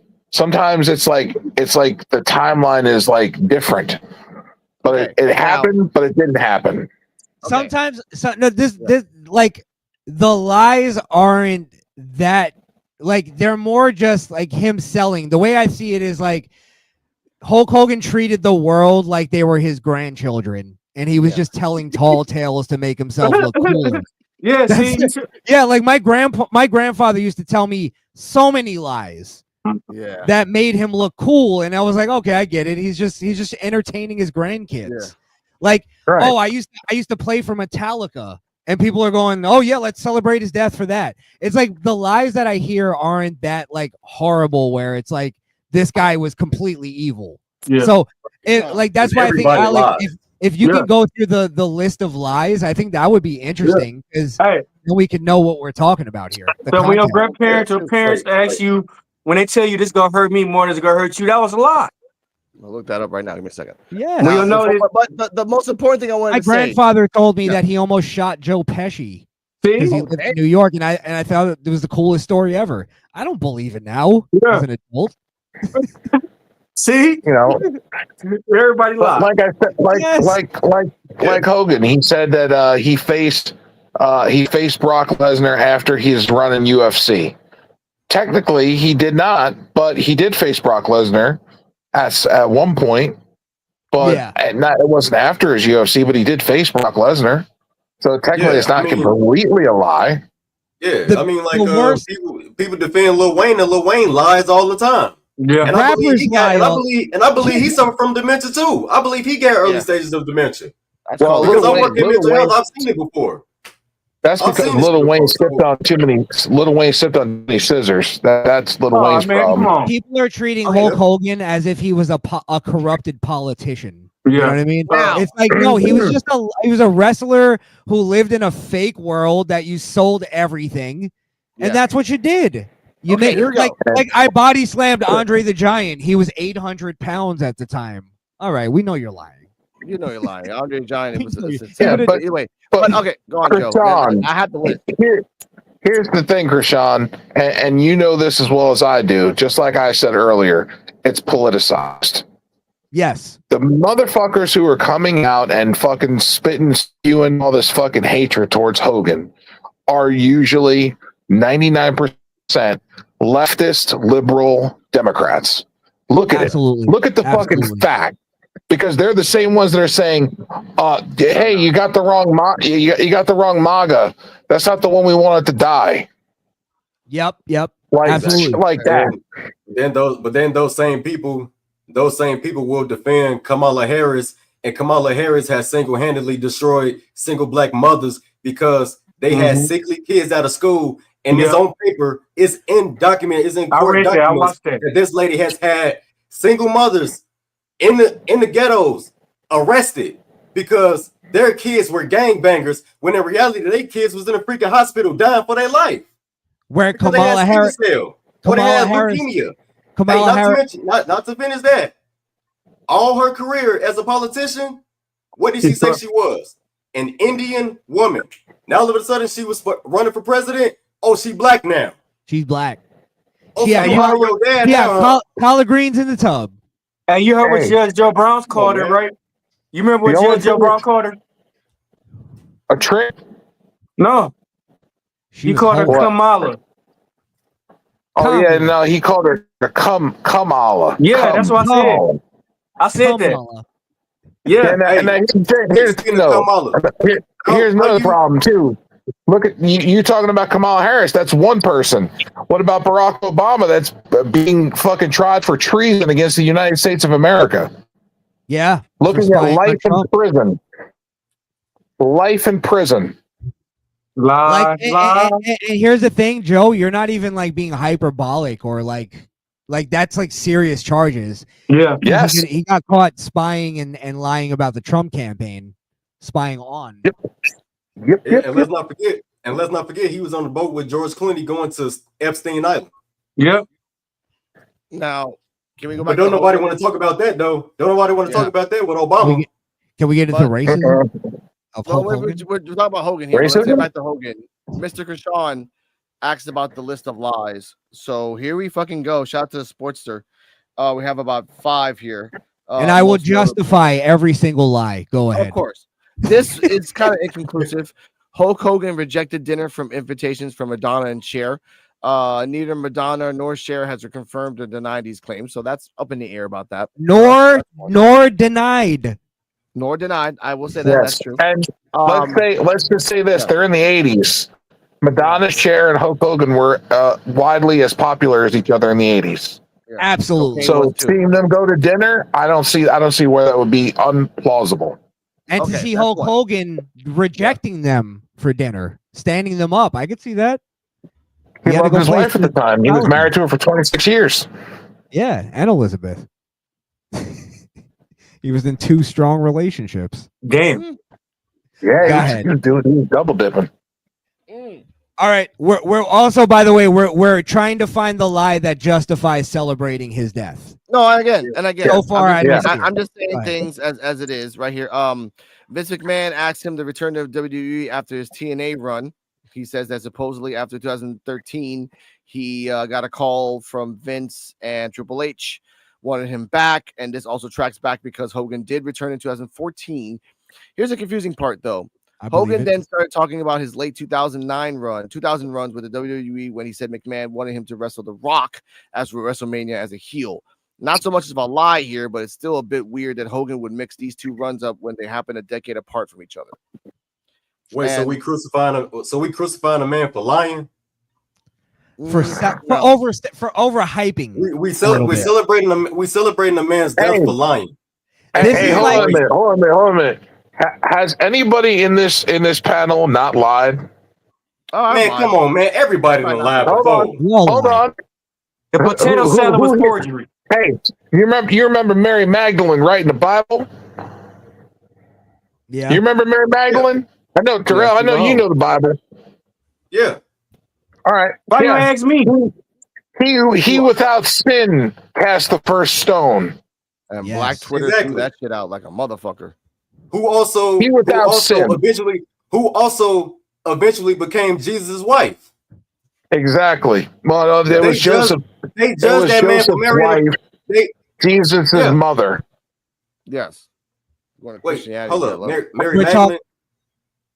We're Wait, talking no. about. I think you got them mixed up. Mary is Jesus' mom. I've been Mary out of school for a long time, man. It's been a long while. Yeah. Yeah, Mary Magdalene is the one that was So Mary follower. was Jesus' wife, and then Mary Magdalene was eventually Jesus' wife. But No, he Let wasn't me his get on wife. that. Wasn't his wife. Now, but she was one of the disciples though. But don't nobody talk about her though as much. Well, I think it's because of like they didn't consider like women as disciples. Yeah. Yeah, it was like a sign of the times. Yeah. Again, the point of the matter is that all these motherfuckers that are saying shit can't be saying shit because they've all sinned. They've all had bad things. They've all said bad things. They've all done We're bad all things. born sinners, man. Everybody has done something if anybody wrong. consider themselves a Christian, if somebody consider themselves a Christian, just being for real, you say Jesus is your Lord and Savior. You believe Father God, Yahweh is your God. it's too many people that have already sinned. We was born in sin. We're not good or bad. We're not good or bad. We're just human. 2 months. 2 months prior to Hogan dying. 2 months prior to Hogan dying, he was baptized again because he said he wanted to be close. He wanted to be closer to God. I have a clip He of that. wanted to reconnect with God again. And here's the thing. Here's the thing to add to the Christian perspective of it, because I am a Christian. The whole thing is really like summed up with that. In the it says, you find God, you will find forgiveness.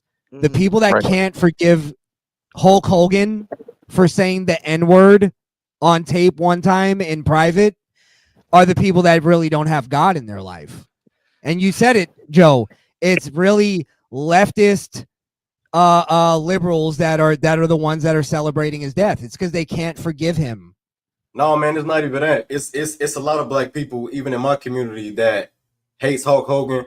These people ain't probably ever. They don't have God in there. They don't really have God in their life. They probably ain't never been a fan of wrestling or none of that. No. So you hate Hulk Hogan for saying the N-word, for not liking black people. This is their words. But then these be the same people that would defend somebody for saying nigga when somebody be like, oh yeah, you can't say that. Oh no, it's a term of endearment. Like, I love you, my nigga, or you my nigga for life. Okay, so is it the same endearment when you say, I hate that nigga, I'ma kill that nigga, when I see that nigga, he dead? That's endearment? Well, let me take it a step further. I don't think what Hulk Hogan was saying was even racist. No, because he didn't want his daughter dating a mom. If I want my daughter to be with a white man, real talk. Yeah, but you want your daughter when they got a head on their shoulder. I want her to be with someone with a head on their shoulder. I want my daughter to be with a white man that has some money. If Hulk Hogan if Hulk Hogan had said, I don't want my daughter to date a black man, period, I'd go, okay, maybe that's racist. Whatever. But if you go, if my daughter's gonna date a black man, I don't have a problem with that, but I'd rather him be an 8 foot tall nigga that makes $1 million or a basketball player than some bum ass nigga. You get what I'm saying? That's what he's saying. And we've all had these conversations. Yeah, and we all agree with that. In our living room. We all have had these conversations in our living room. I literally got a friend that was with a white girl, and the first thing his parents asked, he got some money. She got some money. Okay. What do they do for a living? And the question that's racist? No, that's a serious question. Should a man have a say in who her daughter dates, or at least an opinion? I think so. I'm not gonna judge a man for that. Should a mom have the right to choose who her son dates? Because the son is just a penis going forward to anything that fucking lets him. No, but I don't believe in equality. Now, speaking of equality, because we're the podcast of Underappreciated Wrestling fans, we have to give both sides of the coin. Now, ladies and gentlemen, this is a compilation of all the hate that has been spewing against Hulk Hogan. I'll put that out there right now. Let's fucking go. You think we care about this? You think we give a we don't care? Oh, Hulk Hogan died. Maybe we can get Kid Rock next. Hulk Hogan's fucking dead. Hulk Hogan's fucking dead. Shut the fuck up. We're not actually mourning this motherfucker's death, are we?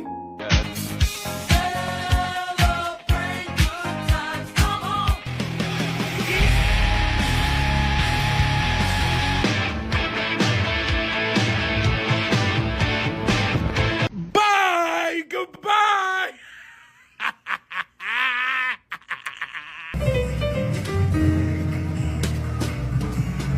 The half-wit, better known as Hulk Hogan, has passed on, and I, for one, am happy about it. If you haven't heard, Hulk Hogan had a heart attack last night. All that hatred balled up in his chest, all that shit finally did its job. Took a long time. Took way too long, in my opinion. And for anybody who's like, the left is celebrating the passing, how dare... Fuck him, you and your mother, okay? I just want you to know that from the bottom of my spirit.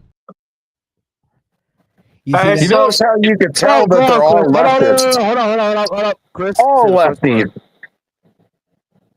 that last guy was really the one that said it, where he goes, "Oh, all that hate was balled up in his chest." Again, like what? Even in the statement that they say is racist, what was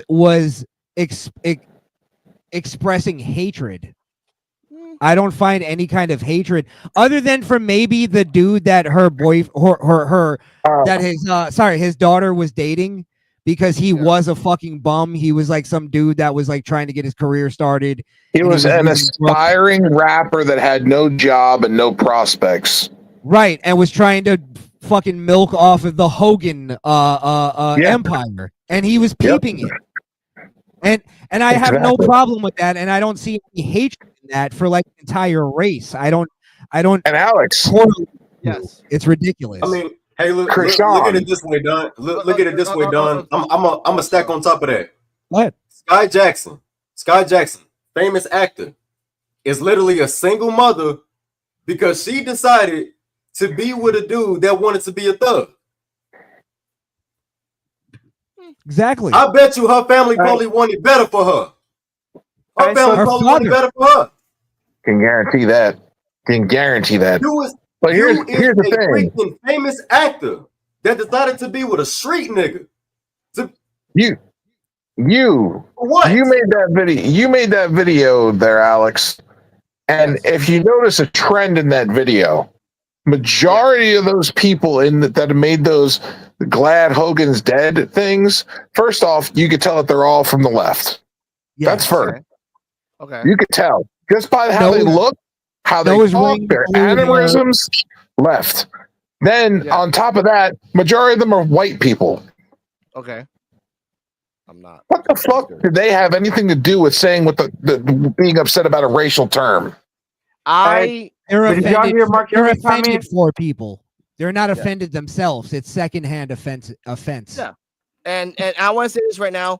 It's more on the fact that Hogan did say that on the sex tape, and then when the Sun stuff came out too, and he said more racist stuff about that as well, it didn't really work for him. I will say this: I've been baptized twice as a Christian myself. I'm agnostic personally, but I have been baptized Christian twice, and I understand that once you've been baptized, then you truly have to take the path of righteousness to really be forgiven by Jesus and God and everything else. And I respect that wholeheartedly, completely. I have no disrespect to religions, because I went around and studied them all as much as I could to understand the true purpose of life and how you live and why you're here. I'm a weird person, but to understand Hogan, that for me personally, I don't like Hogan because he's a notorious liar over the years. And we didn't even talk about the union. I wish in life there was a union in wrestling that could have helped a couple wrestlers, honestly, over the last couple decades. I think the more immoral thing that Hulk Hogan did, because we're having a moral discussion. Yeah, of course. The most immoral thing, that Hulk Hogan did on that sex tape was fucking another man's wife, cuckolding another man. Using the N-word was probably maybe the second most immoral thing he did on that. Like that's what I'm saying. Like people really have their priorities messed up, where they just don't understand morals. They don't, and it's really people who don't have morals because they don't have God in their life. You can't claim to have morals without understanding that our morals come from divine command. It comes from God. We don't just create our own morals, because otherwise we'd all have it'd be subjective. Yeah. Everybody's morals would be the same thing.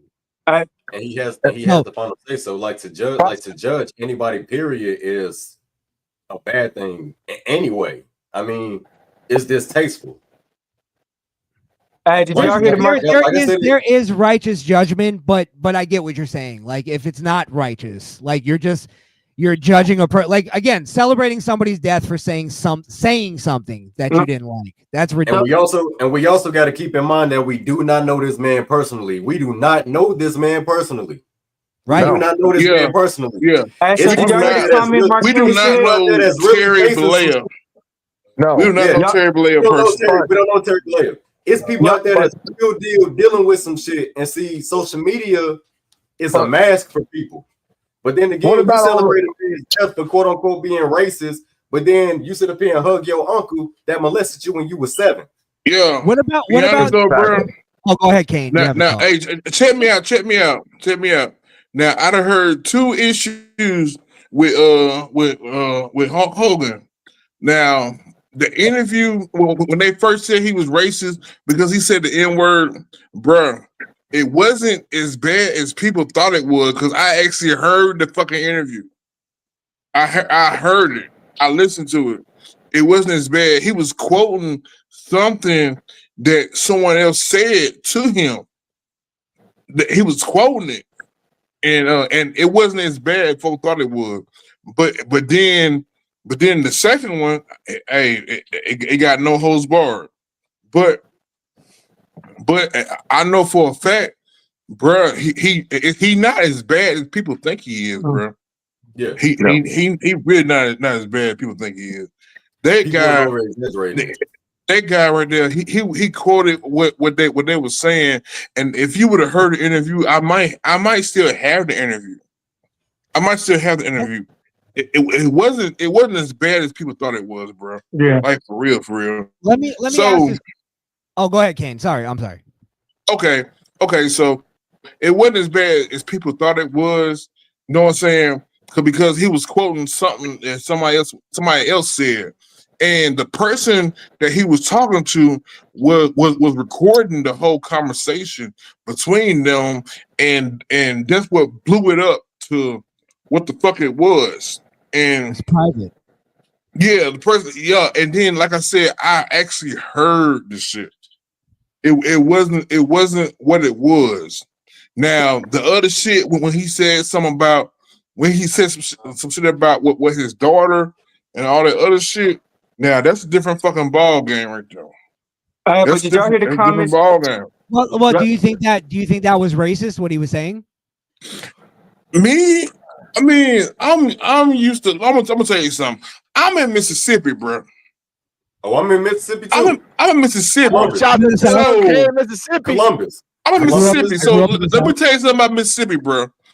I done heard 2 white people call each other the N-word back to back. And I'm looking confused as fuck. Okay. I mean, they going in back to back calling each other the N-word. I saw in Florida. Zilla and Jacob call each other nigga all the time. They did it in the interview. And they Samoan. Look, here's the thing though. Intelligence, if you're smart enough, you're an intelligent person, you use a dictionary. You look up the terminology in the dictionary. The dictionary will say that the terminology of the word nigger is an ignorant person. Yeah. Until though in 2018. Hey, Joe, you right, Joe. The NIGGA, that's supposed to mean something different. Joe, let me add. You gotta have the A in there. Let me add like a little. I'm sorry. Let me add a little caveat to that because in 2018 they changed the definition of racism. So they're changing definitions where like it added the power structure thing to it. So like that's where it gets into the question of this because I've been debating this like for like since I've got into podcasting pretty much. Yeah. This whole thing. And my thing it's boiled down to this. Because we all agree here that the context of what he was saying wasn't really racist, right? It's just the fact that he added the N-word to it that it rubbed people the wrong way, right? Yeah. Because he didn't want his daughter dating somebody that was a bum. Right. But if we all agree here, since we're all in agreement on that, I think, except for maybe Alex, but go on. Then we have to come down to the fact that then we have to question: is just saying the N-word, just saying it, removed of all context, is that racist unto itself? I don't think so. Hey, personally, I'm just gonna be real. Personally, I think people are too fucking sensitive nowadays, bro. because shit don't really bother me, and I'm in one of the I'm in the part of fucking United States where that shit lingers. It lingers. Let me tell you something. Let me tell you something real quick. I lived in Louisiana for a while. When I lost my job doing security, D-Walk was down there too. When I lost my job doing security down there in Louisiana, I could not get a fucking another job. I couldn't even flip fucking burgers. They wouldn't hire me. You know why? This right here. No, the color of my damn skin. Because I was white. Oh, okay. I was white.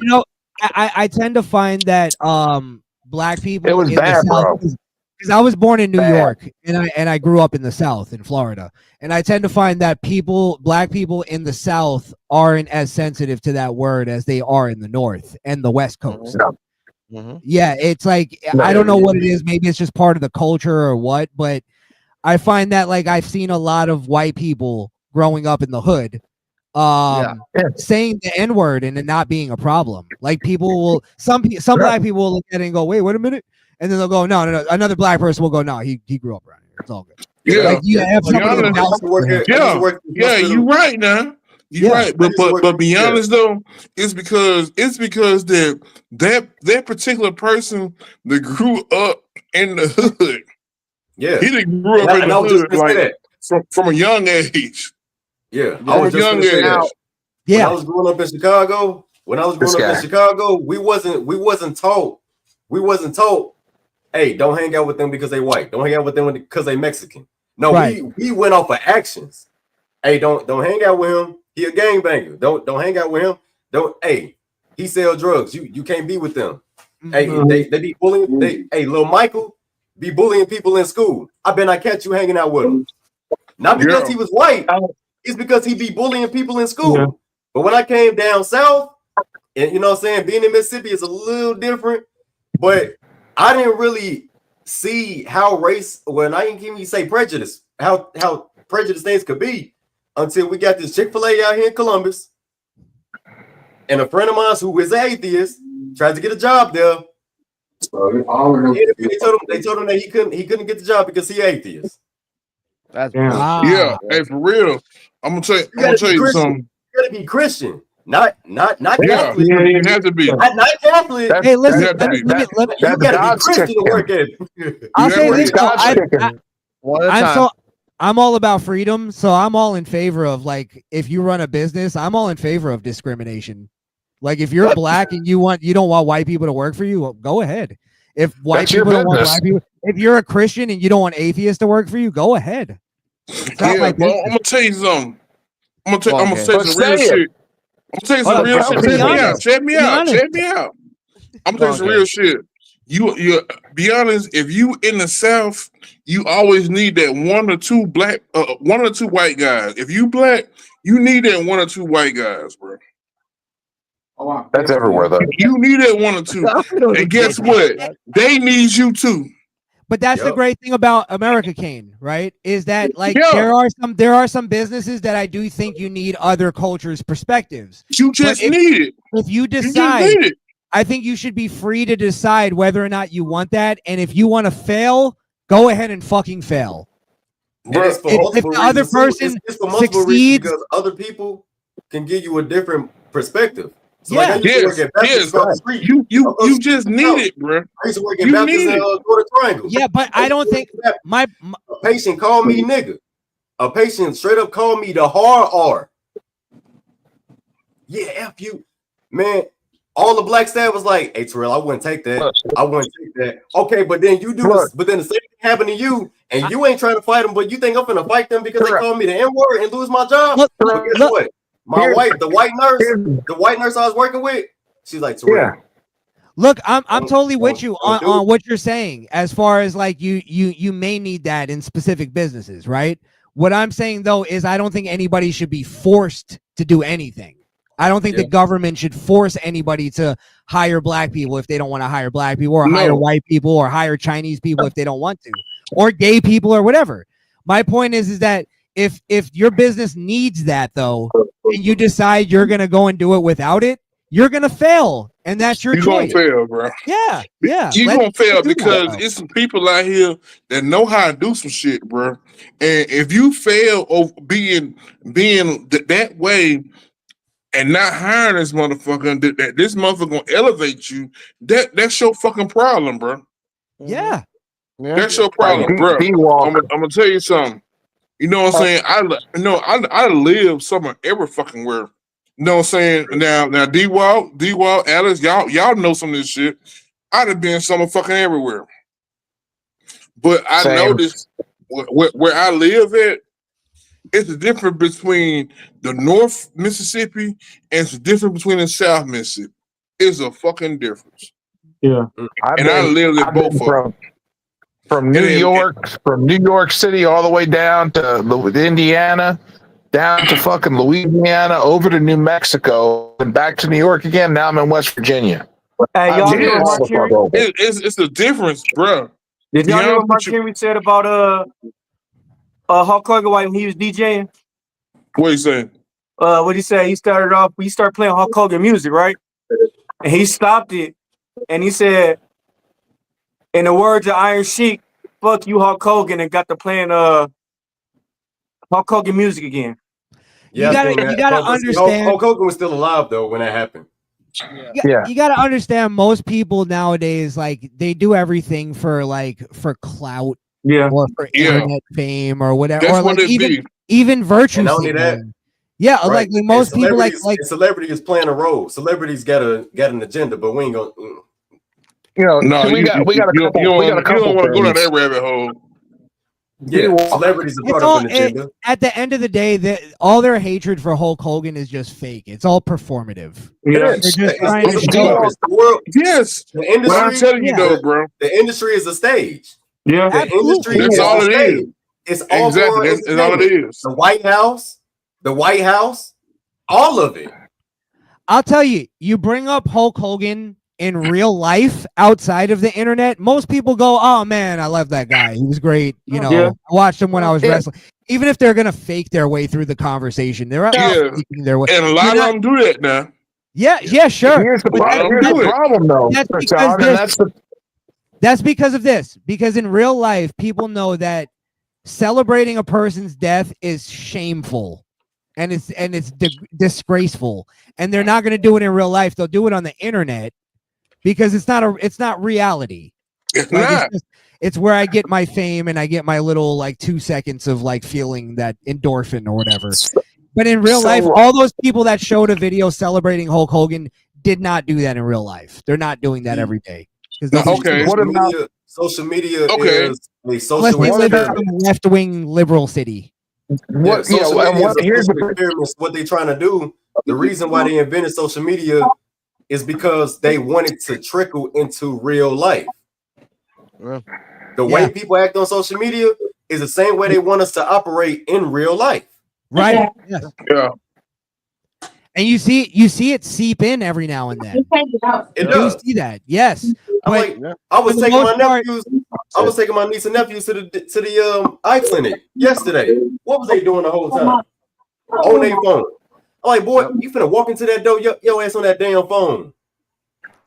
Because all of them just in real life, this is what I'm talking about, is sort of the way people talk to each other. And in real life, people talk to each other way different than they do on the internet. I did a video one time where I was just doing hey, we're just gonna do some random debates about shit that even people made, it may be just common consensus. I did a video where I was like, Dr. Dre's not a good producer. Just to have fun with a conversation. Bro, the comments I got were, "You're a fucking idiot, you piece of shit," and this and that.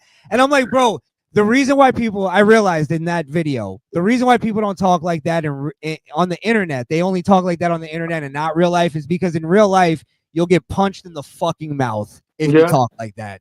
And there's at least, even if I'm not going to do that, I'm not a violent person, but there's the risk that could happen. And most people are cowards. Most people are cowards. You know what's sad that a lot of people don't want to admit, though? People don't think it's Dr. Dre as a producer. They think of him as a rapper. And he's not even in a lot of people's top 10. Yeah, here's the thing. A lot of those people that said, a lot of people that said that you were stupid, They don't even listen to his productions on a daily basis. For real. Let me just explain that real quick. I took the side just for fun. I took the side of going. Dr. Dre is one of my favorite producers. I think he's one of the greatest, right? Yeah. But I took the side of anti-Dr. Dre just for the conversation, just to have fun with it. Yeah. And people came at me like I disparaged Jesus or Muhammad or something. And I'm like, bro, like relax. Like it's just to start a conversation. It's false idolship. Yes. Bro, that shit in a time of false idolship. That's what's going on right now. That shit that you did, Krishan, is almost as blasphemous as saying that Nas is a bad rapper. Wow. Yeah, for real. Yeah. That's like instant death. I personally, I've never been a Nas fan. Hey, look, check this out. I think he's a good rapper. That's his opinion. Terrell, finish. I have something to say after Terrell. My bad. But people used to get argumentative with me when I used to say that Big Crit, J. Cole, and Kendrick Lamar was my big three. Oh yeah. Big Crit, yeah, boy. They used to get mad. But then I was like, nah, J. Cole contradicts himself too much. So my big three is gonna be Wale, Big Crit, and Kendrick. You know the reason why people used to get mad at me? So you ain't gonna include Drake? That's my opinion. Yeah. Right. But that tells you one thing though, bro. You can't satisfy everybody. Yeah. You can't.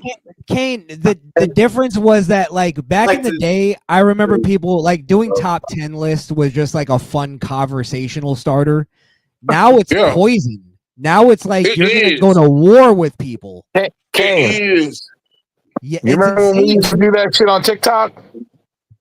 When we used to go live and just listen to music. When we used to go live together and listen to music. Yeah. On TikTok, and we used to have people just vibing and chilling. Man, we got to get back to that. We got to start getting some people back into that because we got to start killing some people out because I feel like people got no chill no more. Yeah, and I love discovering new music. I love discovering new music. Don't thread me with no good time. It's true. Like people got to start vibing and chilling more. Like relax. Like stop fucking trying to make somebody's death like a fucking celebration. Like you're gonna have a fucking birthday party or something. Now, like that's like, just real. Also, Joe, like his death changes their life in any way. They weren't fans of Hulk Hogan. Like him dying doesn't make their life any better. He wasn't a terrorist. He wasn't a pedophile. Like what are we celebrating here? He said something that you didn't like. They celebrate. These motherfuckers will celebrate kitty diddlers and fucking sexual assault people. People who beat on their wife more than they'll celebrate these people and fucking be fans of these people, but yet Hulk Hogan says one bad word and it's like he's crucified for life. These same people, I literally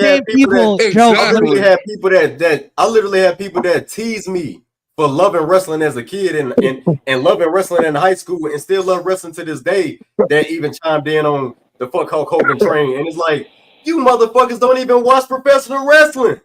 Yeah. These are the same people. Exactly. These are the same people we're talking about. The same people that forgave Chris Benoit before Hulk Hogan. Fuck off. I don't want to hear about it. That's an iceberg.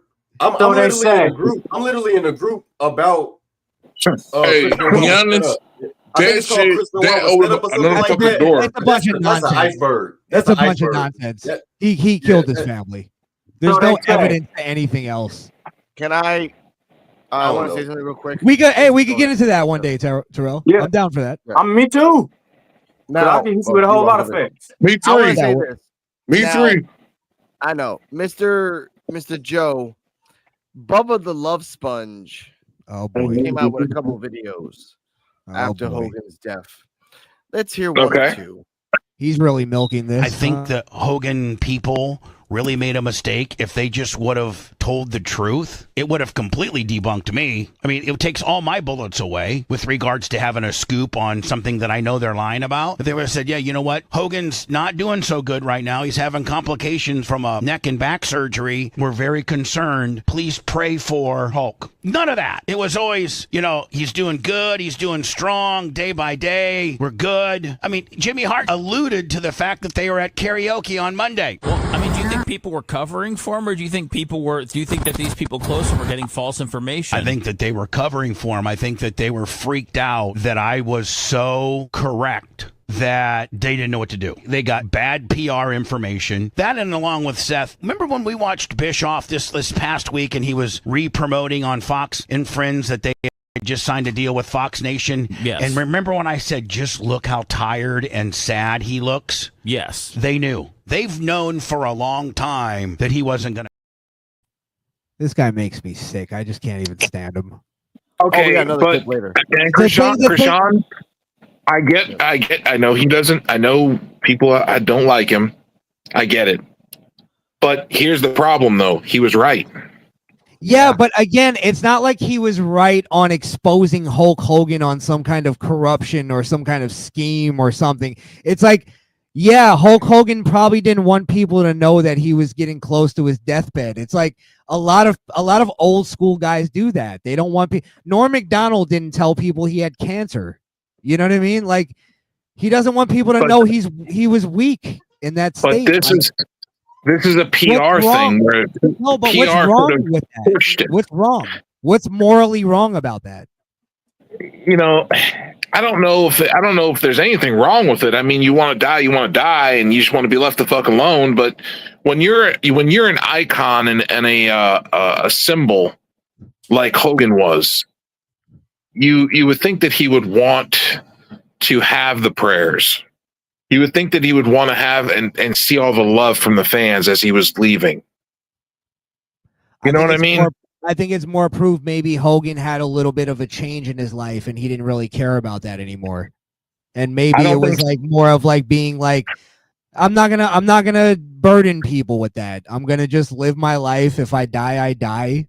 Like, people are, and look how people treated his death. Do you think like maybe he was like, you know what, I'm not even gonna do that. I'm just gonna die. Like, another thing, it's the one time you'd expect Hulk Hogan to take the spotlight, and he didn't. He did. No, he did. He did. I actually have a clip right here. Him saying that he gave himself to Christ. Like, that's the one thing he did online. No, that kind of like, that's giving God the spotlight, not him. Yeah, true. Yeah, but go ahead, play it. I'd love to hear it. Well, brother, as an entertainer, you want to sell tickets, and you really don't want to split your audience. You know, you don't want to say, I'm a Democrat or I'm a Republican. You want all kind of people come to see you perform. I stayed silent for so long. It was killing me. My apologies. Oh, okay. That's the one talking about the war. This is his last thing. Actually, I don't have that. I don't have that one. Actually, my bad. My apologies. That was MAGA Hogan. Yes, that was MAGA Hogan. Yeah, My apologies. You don't have the baptized one? No, I don't have the baptized one. I wanted to respect, like, he did get baptized, and he did say in a video that one of his biggest regrets is like he could have, like, he had the chance to reconcile with Roddy Piper, but he never did. And after that, he gave himself to God. That he knew that he needed to let go of all the hate. He needed to let go of all the mistakes that he did. And I will respect him for that. Again, all religions are respectful, and where we are in the P.U.W.F. So if he gave himself to God to clean himself of all the sins and all the shit that he did, then fine. I respect him on that. Here's the part that I get mad that, Joe, you are right. Bubba Love Sponge, and like, you were shitting on him when we talked about this shit weeks ago. And I was like, it's kind of fucked up that he's kind of saying this shit, but it's weirdly like prophetic. This is what he said after he fucking died, which for me, I mean, even this was fucking scummy. So here we fucking go. I lost everything. I lost my house. I lost this building. And he made millions and millions of dollars. And guess what? He should have. His privacy and his rights were violated. Every dollar he got from the Hogan sex tape, he deserved. But I don't necessarily know that I deserved what I got. And that's the point of the documentary that's coming out. I wish the sex tape was a wink, wink, nudge, nudge. Do you know I had to pay him $5,000 and apologize? I had to read this apology to him on the air and pay him $5,000 because Hogan needed to own the tape in order to be able to take it to court. I paid him $5,000 and gave him rights because Cox was telling me at the time, you better make this thing go away. This is, you guys understand, this is October of 2012, right when it hits Gawker. And Cox comes to me and says, you need to make this go away. We can't have our morning guy involved in a big sex scandal. So my attorneys got a hold of Hogan and were like, I know you think Bubba did it, but what's it going to take for Bubba to get out of this law? He was suing me for $100 million, but Cox and Gawker had it. And so they're like, we want copyright, trademark. We want to own the tapes and give us $5,000. I had to make 2 payments of $2,500. I couldn't even pay him $5,000 in one lump sum, but I had to get out of it or I was going to lose my job. And what happened? I ended up losing my job anyway. And the person they promoted was the person that leaked. Damn. I like how Bubba pretends. I like how Bubba pretends he had nothing to do with leaking the sex tape. Of course, I don't Hey, believe y'all. him whatsoever. Yeah, It was fun talking to y'all. I actually course. got to get ready and wind down because I got the sleep study. Thank you, bro, for coming on, bro. All right, Terrell. Good talking to you, man. Thank you, Good Terrell. talking to y'all too. More collabs coming soon. Oh yeah, and before I leave, rest in peace, Hulk Hogan. I hope Yes. your family get all the condolences that they deserve. Yes. That's what I'm talking about, brother. Yes. For real. Now, Because none of us is perfect. For real. of course not. Shout out to Kane. He left mysteriously. He did Invisible Man. Just popped out of nowhere either. Man, wow, he got you beat. He just popped out of nowhere. But I want to leave it on 2 things. After this is kind of a comedic thing for me. It's funny.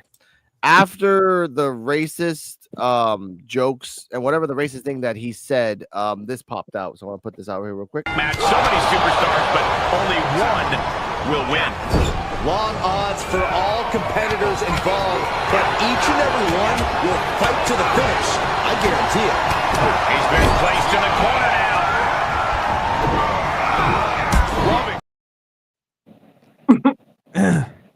More liberal pettiness. That's Well, I that found is. that. Hey, the internet is undefeated. Now, okay, I want to say this for final thoughts. I don't, like I said, I don't hate Hulk Hogan as a person because he did revolutionize wrestling in the 80s. He did revolutionize wrestling in the mid 90s. Even though Alex, I was a major Sting fan. Yes. Let's also we didn't get to talk about this, but let's also throw in there that all of these selfless acts that he's done outside of wrestling, helping people's children, and like the one guy that broke down outside of Hogan's bar when they interviewed him and let him know that Hogan passed away, and he was in fucking tears and said that Hulk Hogan was the one that saved his daughter's life, and that he is ungratefully and unsympathetically, he can never repay the man for what he has done. Of course. All the make-a-wish. And he thanks him every day because Hogan saved his daughter's life. He said he walked right there with my daughter and he pointed over at the thing. And he's like, when he did that, he saved my daughter's life. Yes. I will say Michael Rappaport, the guy that said is a tag team player. I forgot what his name was. Teddy Long. Devon Dudley. Dominic has been on the dick of Hogan for this whole 3 days on Twitter, bro. Just like, I love you, Dom. I love you, Hogan. You're my best Hogan. You're my best Hogan. I'm like, damn, I never even heard Hogan even talk about your ass, man. But, cool. I respectfully for Yeah, Dom. they got a picture together. Which, by the way, breaking news, they're going to show Triple Mania on YouTube because Dominic is going to be in the main event. Him versus a Grande Americano plus his El Hijo de Vikingo plus his Octagon Jr. in a 4-way. What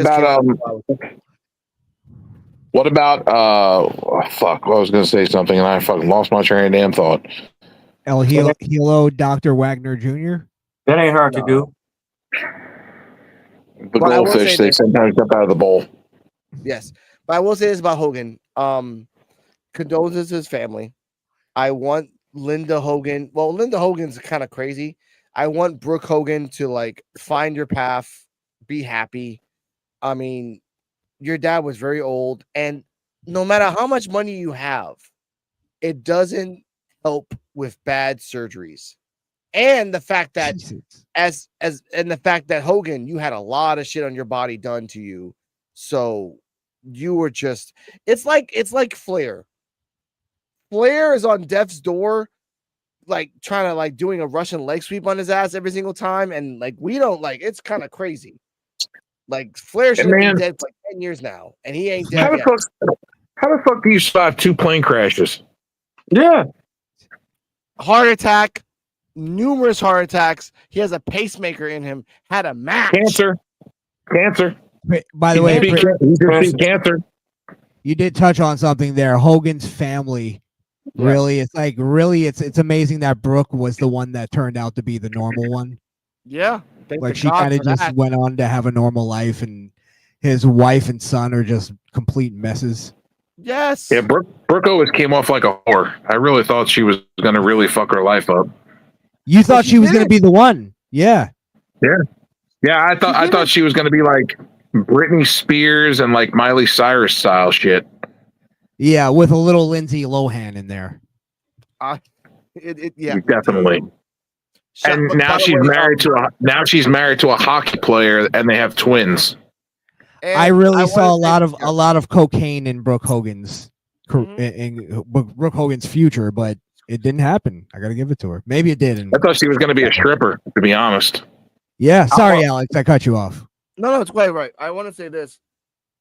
With this understanding Hulk Hogan, I think we're in a new era of life that when celebrities who have dark past die, we're going to be talking, because I was thinking about one person in particular that when he dies, will we talk about his accomplishments or will we talk about his failures and his Ric Flair? Like, no, Donald Bill Trump? Cosby. Oh. Who? Bill Cosby. Don't forget about the hoodie. I'd compare it more to Donald Trump. But then I say this. What about R. Kelly when he dies? Again, great artist, great songs, but he literally has been in jail for making a slavery thing for women. He actually did a reprehensible thing. You get what I'm saying? Like I can get people going like, fuck that guy, he's going to hell. Yeah. Like even though I don't he gave her the poo poo and the pee pee. Exactly. But here's the point. With Bill Cosby, when he dies, will we mourn him or will we make fun? Because again, this we just saw something that has never happened in wrestling history. We saw a wrestling legend pass away, and the IWC has been divided of people that love him and people that want to just make him burn in hell. And Ric Flair, as much as we love him, he, again, I say this the third time, he has a dark fucking past of being a sexist, a racist, a womanizer, just the worst of the worst. The only person, the best. The only person I could compare it to in wrestling would be like the Fabulous Moolah, where they were like, it was so divided. But you're right. I think it's even beyond that, Alex. I think it's like really a polarizing death, just period. Because I've seen like people who don't even care about wrestling comment on this. Yeah. Hulk Hogan, and that just shows you Hulk Hogan really transcended wrestling, which is a tribute to him. Hulk Hogan is also the reason why Hollywood and wrestling are a thing. Yeah. Yeah. No. Yeah. Why The Rock made it. Yeah. Yeah. If it wasn't for Hogan, there wouldn't be no wrestlers transitioning into Hollywood. Yeah. I just want to say this real quick. Michelle Trachtenberg, Ozzy Osbourne, the guy that was in the show Nip Tuck, rest in peace. Julian McMahon. Julia McMahon, like Michelle Trachtenberg alone, I'm like, it hit me in the heart. What about Can we also say that Yeah. Malcolm Jamal Warner got the opening act of this one because everybody was like, "Oh man, Theo's gone," and then Ozzy died, and they were like, "Oh fuck Theo, Ozzy's dead." And then Hulk Hogan. One after the other. And then Hulk Hogan died, and everybody was like, "Oh, Ozzy and Hogan, they're kind of equal." I was talking to Joe. I said, "God damn it, why couldn't they took Ric Flair?" Every fucking fire. First off, they rejected Ric Flair numerous times, obviously, because 2 plane crashes, a heart attack, numerous heart attacks, cancer. Nobody wants him. God and Satan are fighting over Ric Flair right now. Yes, and it's never going to end. And Ric Flair's like Fighting over him. Bad Bunny. They're trying to send him back. They were like, leave him there. We don't want him. Oh, that's what I meant. It was you keep him. Oh, you keep him. No, you keep him.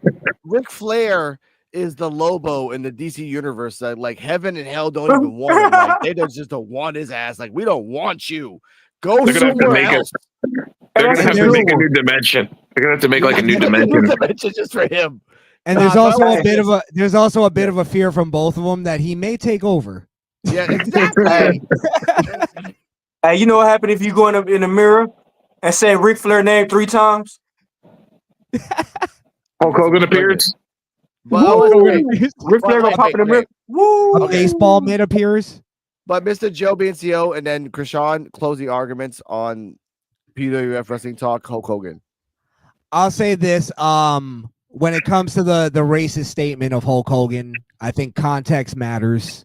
I think the only way to make it completely racist is to remove all context, which is what you see most people do. A lot of people will tell you, oh, well, white people could say the N-word. There's some exceptions, like, singing along with a song, if it's I think there's like even more exceptions. Like if it's in the title of a song, I think you should be able to say it. I think that's why it's the title of a song. Really, if your argument is just saying the word itself is racist and you don't care about the context, then you're not part of this debate. You're not part of this discussion because context doesn't matter and nothing anybody says matters then. As far as the lies, I think we've covered it. Hulk Hogan's lies were just kind of him selling. It wasn't really anything crazy. Maybe you can go as far as like it was just political, him playing the game and wrestling. That's just kind of how it was back then. What else? I just would get into the people celebrating him. Most of them are just doing it for clout or peer pressure. They feel like they should do it because it's like a virtue signal. It makes them look like a good person because they're celebrating the death of somebody who's quote unquote evil when they don't even have morals themselves to make that judgment. At the end of the day, Hulk Hogan inspired a lot of people. It's the reason why I watch wrestling, why I've been watching wrestling for fucking 30 years, 32 years at this point. Talk about it. He captured the imagination of all of us. He inspired millions of people, and the people celebrating his death, he inspired and did more for the world than any of them will ever do in their entire lifetime. So fuck him. Hulk Hogan should be honored in all wrestling companies because he but he made this whole thing mainstream and why we even do this show right now and why we talk about it. Tell him, brother. I'll leave it there. Right. Follow me at Misfit Nation on Rumble.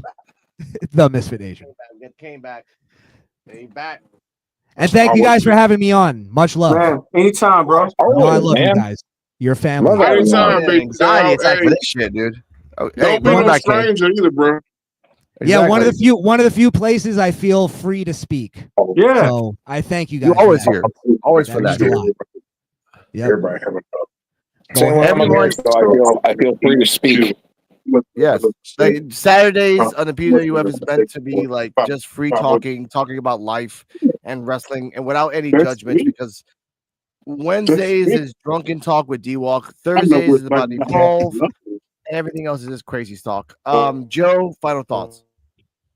My final thoughts are this, and that is that I don't believe context again. I believe context is a big thing. And when you look back at what he said back when it happened, I don't believe he was saying it out of hatred. I don't believe he was saying it out of racism. I believe it was being said out of concern for his daughter. And having a daughter myself, I can understand and sympathize with that because of the fact that I wouldn't want my daughter dating some bum. I don't care what color your skin is, but I don't want my daughter dating a bum. So I'd rather him be a rich man. Yeah, well, you know, scrub, bum, piece of shit, turd, you know, not worth the skin he's in. I mean, whatever you want to call it. But either way, I understand where Hogan was coming from being a father. And being a father to a little girl is different than being a father to a little boy. Completely different. I get that. Yes. And I'm going to say that Hogan should be celebrated. Hogan should be celebrated for everything he's done, because without Hulk Hogan, there wouldn't be anything where we're at right now. We've gotten to a point in wrestling where wrestling is so big and so mainstream, but without Hulk Hogan, this would have never happened. Yeah. The last 40 years of wrestling would have been non-existent. Yeah, we had a cruiserweight dry. Or much lower existence, much more niche. I think it would have died, to be honest.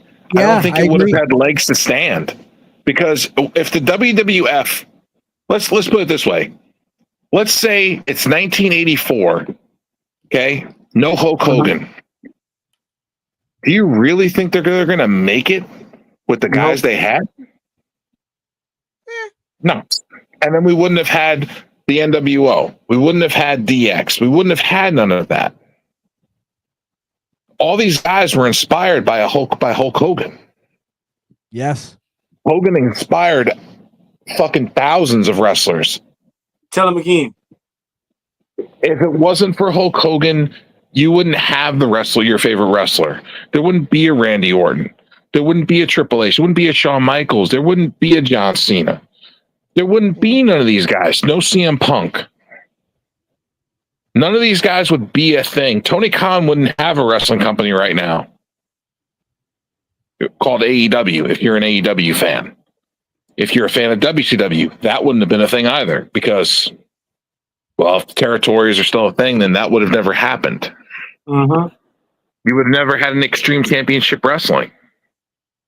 Paul Heyman probably would have been out of a job. He might have been a car salesman. Who spend that knowledge on y'all? Think about these things before you pass judgment on somebody. And think about, have you done something wrong? Have you sinned? Have you said something that's hurt somebody's feelings, or said something out of context, or that's been taken out of context? I'm sure you have, because everybody. Somebody else's wife? You know, sometimes things happen. Okay, you know. But he was given permission. Hulk was the bull. That's first. Yeah, you know, Hulk was given. Basically, he just sat there and he's like, "Hey, you could fuck my wife. We're just going to videotape it." And he had a camera hidden. No, he had a camera hidden in the closet, but he wasn't sitting there watching them bang. Yeah, right. He was probably beating his meat, watching them bang. Well, I heard afterwards. Afterwards, maybe. He said afterwards, y'all stupid, bro. I think the reason, like, he has this. I'm sorry to cut into you, Joe, but You're good. Bubba the Love Sponge has this whole thing where he's like, "Oh, the camera happened to be recorded." It's like you let Hulk Hogan fuck your wife in a room with a camera set up, a hidden camera, and you're trying to convince us that wasn't perfect. He had a camera with a tripod in a closet with the closet cracked. That guy's a scumbag. And he deserves to lose everything. Here he did. Hogan already took everything. And Hogan put Gawker out of business. They were supposed to pay him $100 million. They only paid him $30 million. And when they paid him the $30 million, they had to file bankruptcy. And out of that $30 million, Hogan had to pay all of his attorneys, all the court costs, and all that other shit. So, like, he didn't even get the $30 million. Yeah. But his children he got and his what, wife 15 now. Yeah, about 15, maybe 14, 10. But what's a testament to him is that he was still, to the day he died, after like 30 years after his career, making he was money, still putting his name on shit and selling it. That's making how money. That's how much of a testament to what he did. Sorry, he Alex. bought scores. Score Sports Bar that's opening up right across from the front door of Madison Square Garden in New York City. He owns it. Him and that guy partnered up. That's going to be Hogan's Sports Bar, immortalized across from Madison Square Garden now for the rest of eternity. That's good. And he has Hogan. And then he's got the beach bar, and he's got Hogan's Hangout. That's good for him. And I will say, for Hogan, your legacy will live on Forever. Forever, Brother. like it or not, forever, brother. Look at WWE.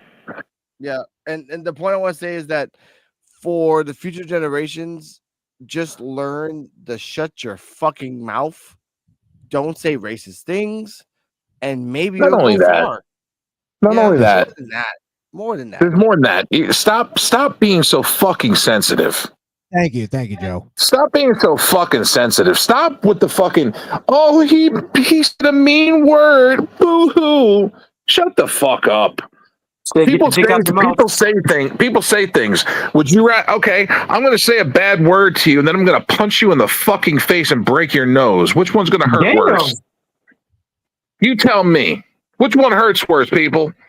I bet you if I break your fucking nose, that word ain't going to mean shit anymore. You're going to be worried about the blood flowing this way. That's going to be secondary at that point. Yo, we going to church, bro. I'm on my way. We going to church. But with that, I will say shout out to Chrissy Talks Wrestling. She gave a shout out and liked our story on Instagram. I will give a shout out to Thank you. Black Couch Booking. Shout out to Ed Influential Sports, Rage Man. Rage. Shout out to the people over there, the family over there. Shout out to P.U.W.F. Shout out to Krishan the Dawn for gracing us with your presence. Don't put it like that, guys. No, it's true. Like, again, we are the podcast that really want to talk about things. We weren't trying to be disrespectful. Yeah, the thumbnail was kind of inviting, sure. But the fact of the matter is, we just want to talk about Hulk Hogan. Bad or good, just talk about him, and that's who we are. We are not trying to for clout. We're not trying to troll. We just genuinely want to talk about the facts up and down, left and right. So with that, I want to say thank you for guys for passing by. Kane the Destroyer, D Walk on Wednesdays 9:30. Joey NCO, Krishan the Dawn. Please tell people your socials, and we'll go down the line. You can follow me on X at Krishan the Don. You can also follow my show at the Misfit Nation podcast on YouTube. We still sometimes throw stuff up there, but we do our lives over at Rumble at the Misfit Nation on Rumble. And also Podbean, misfitnation.podbean.com. We're also on Spotify and Apple Podcasts. I think that's still a thing, right? Nice. Thank you, guys. Hey, I love the P.U.W.F. Like I always say, you guys are appreciated over on the Misfit Nation. You know, Thank you, bro. Thank you for that. Thanks for having me. Yes, of course, always. Joe BNCO, you can find him on Joe BNCO and Joseph Bianco on certain on different formats. Hey, Kane the Destroyer. Hey, man! All you gotta do is shoot him and tell him to go to Linktree. I'm on Linktree. Oh my god! Joe BNCO on Linktree, and then you got it all on there. It's got Twitter, Instagram, YouTube, Facebook, Snapchat, Twitter, X, and it's got fucking Twitch and everything else on there. One link, all of it. Linktree / Joe BNCO. Kane the Destroyer, please tell me where you're from and where they can find you. Kane's in his world. I love it. Kane, you're muted. Can't hear you. And he's chilling with stuff. All right, D-Walk. Oh, he's muted. He's muted. Yeah. Kane was coming across like that cartoon Billy Goat, just chewing on a sandwich. Yeah. Emperor's New Groove. Emperor's New Groove. Hey, you can find me on Dennis D. Walker Facebook. Dennis Walker Facebook. Goddamn. Twitter D Walk 3000. Goddamn TikTok. D Walk 3000. You can check me out on my brand new Facebook page, Number Wrestling. Mr. Flint A10. We got to get everybody. We got to get everybody to make Linktree, so it's just one link, and you get them all. That's true. I know. But it's free. Kane. You can find him at Kane the Destroyer, Kaneda, the Destroyer, DSTROYOR. I'm kind of drunk. You can find me on patreon.com/Alex Coquito. 46 people are watching, 46 people are paying. Thank you for that. I want to give thanks to everyone that passed by. EOD 33 Wrestling Hub. We'll see you on Thursday and on Wednesdays. He is like, by the way, Joe, EOD 33 is like the alternate version of you, but just nicer. Damn. Not racist. So that's pretty cool. So put Damn. He's nice. Damn. Joe, come on now. I love you, but come on now. He hit you with the hard R word. Did you hear that, Krishan? Did you hear that? Yes. I'm not racist. I'm not racist because I accept all races. Exactly. I'm not racist. I got 2 white friends. I accept. I have friends of all different races, creeds, and colors, and I will say this wholeheartedly. They all bleed the same, and they all die the same. Exactly. Now, some of them get stabbed, and some of them get shot. That ain't the same. And some of them get hung, but that's beside the point. Alrighty, with that, ladies and gentlemen, stay healthy, stay happy. Welcome to P.W.F. We'll see you on Wednesday with NXT Time with D-Walk, talking about another crazy episode of NXT. See you on Thursday with Post Evolve Podcast, talking about Evolve. See you on Saturday with some crazy ass shit that we always say. Good night, everybody. Damn, Rican, where you found this?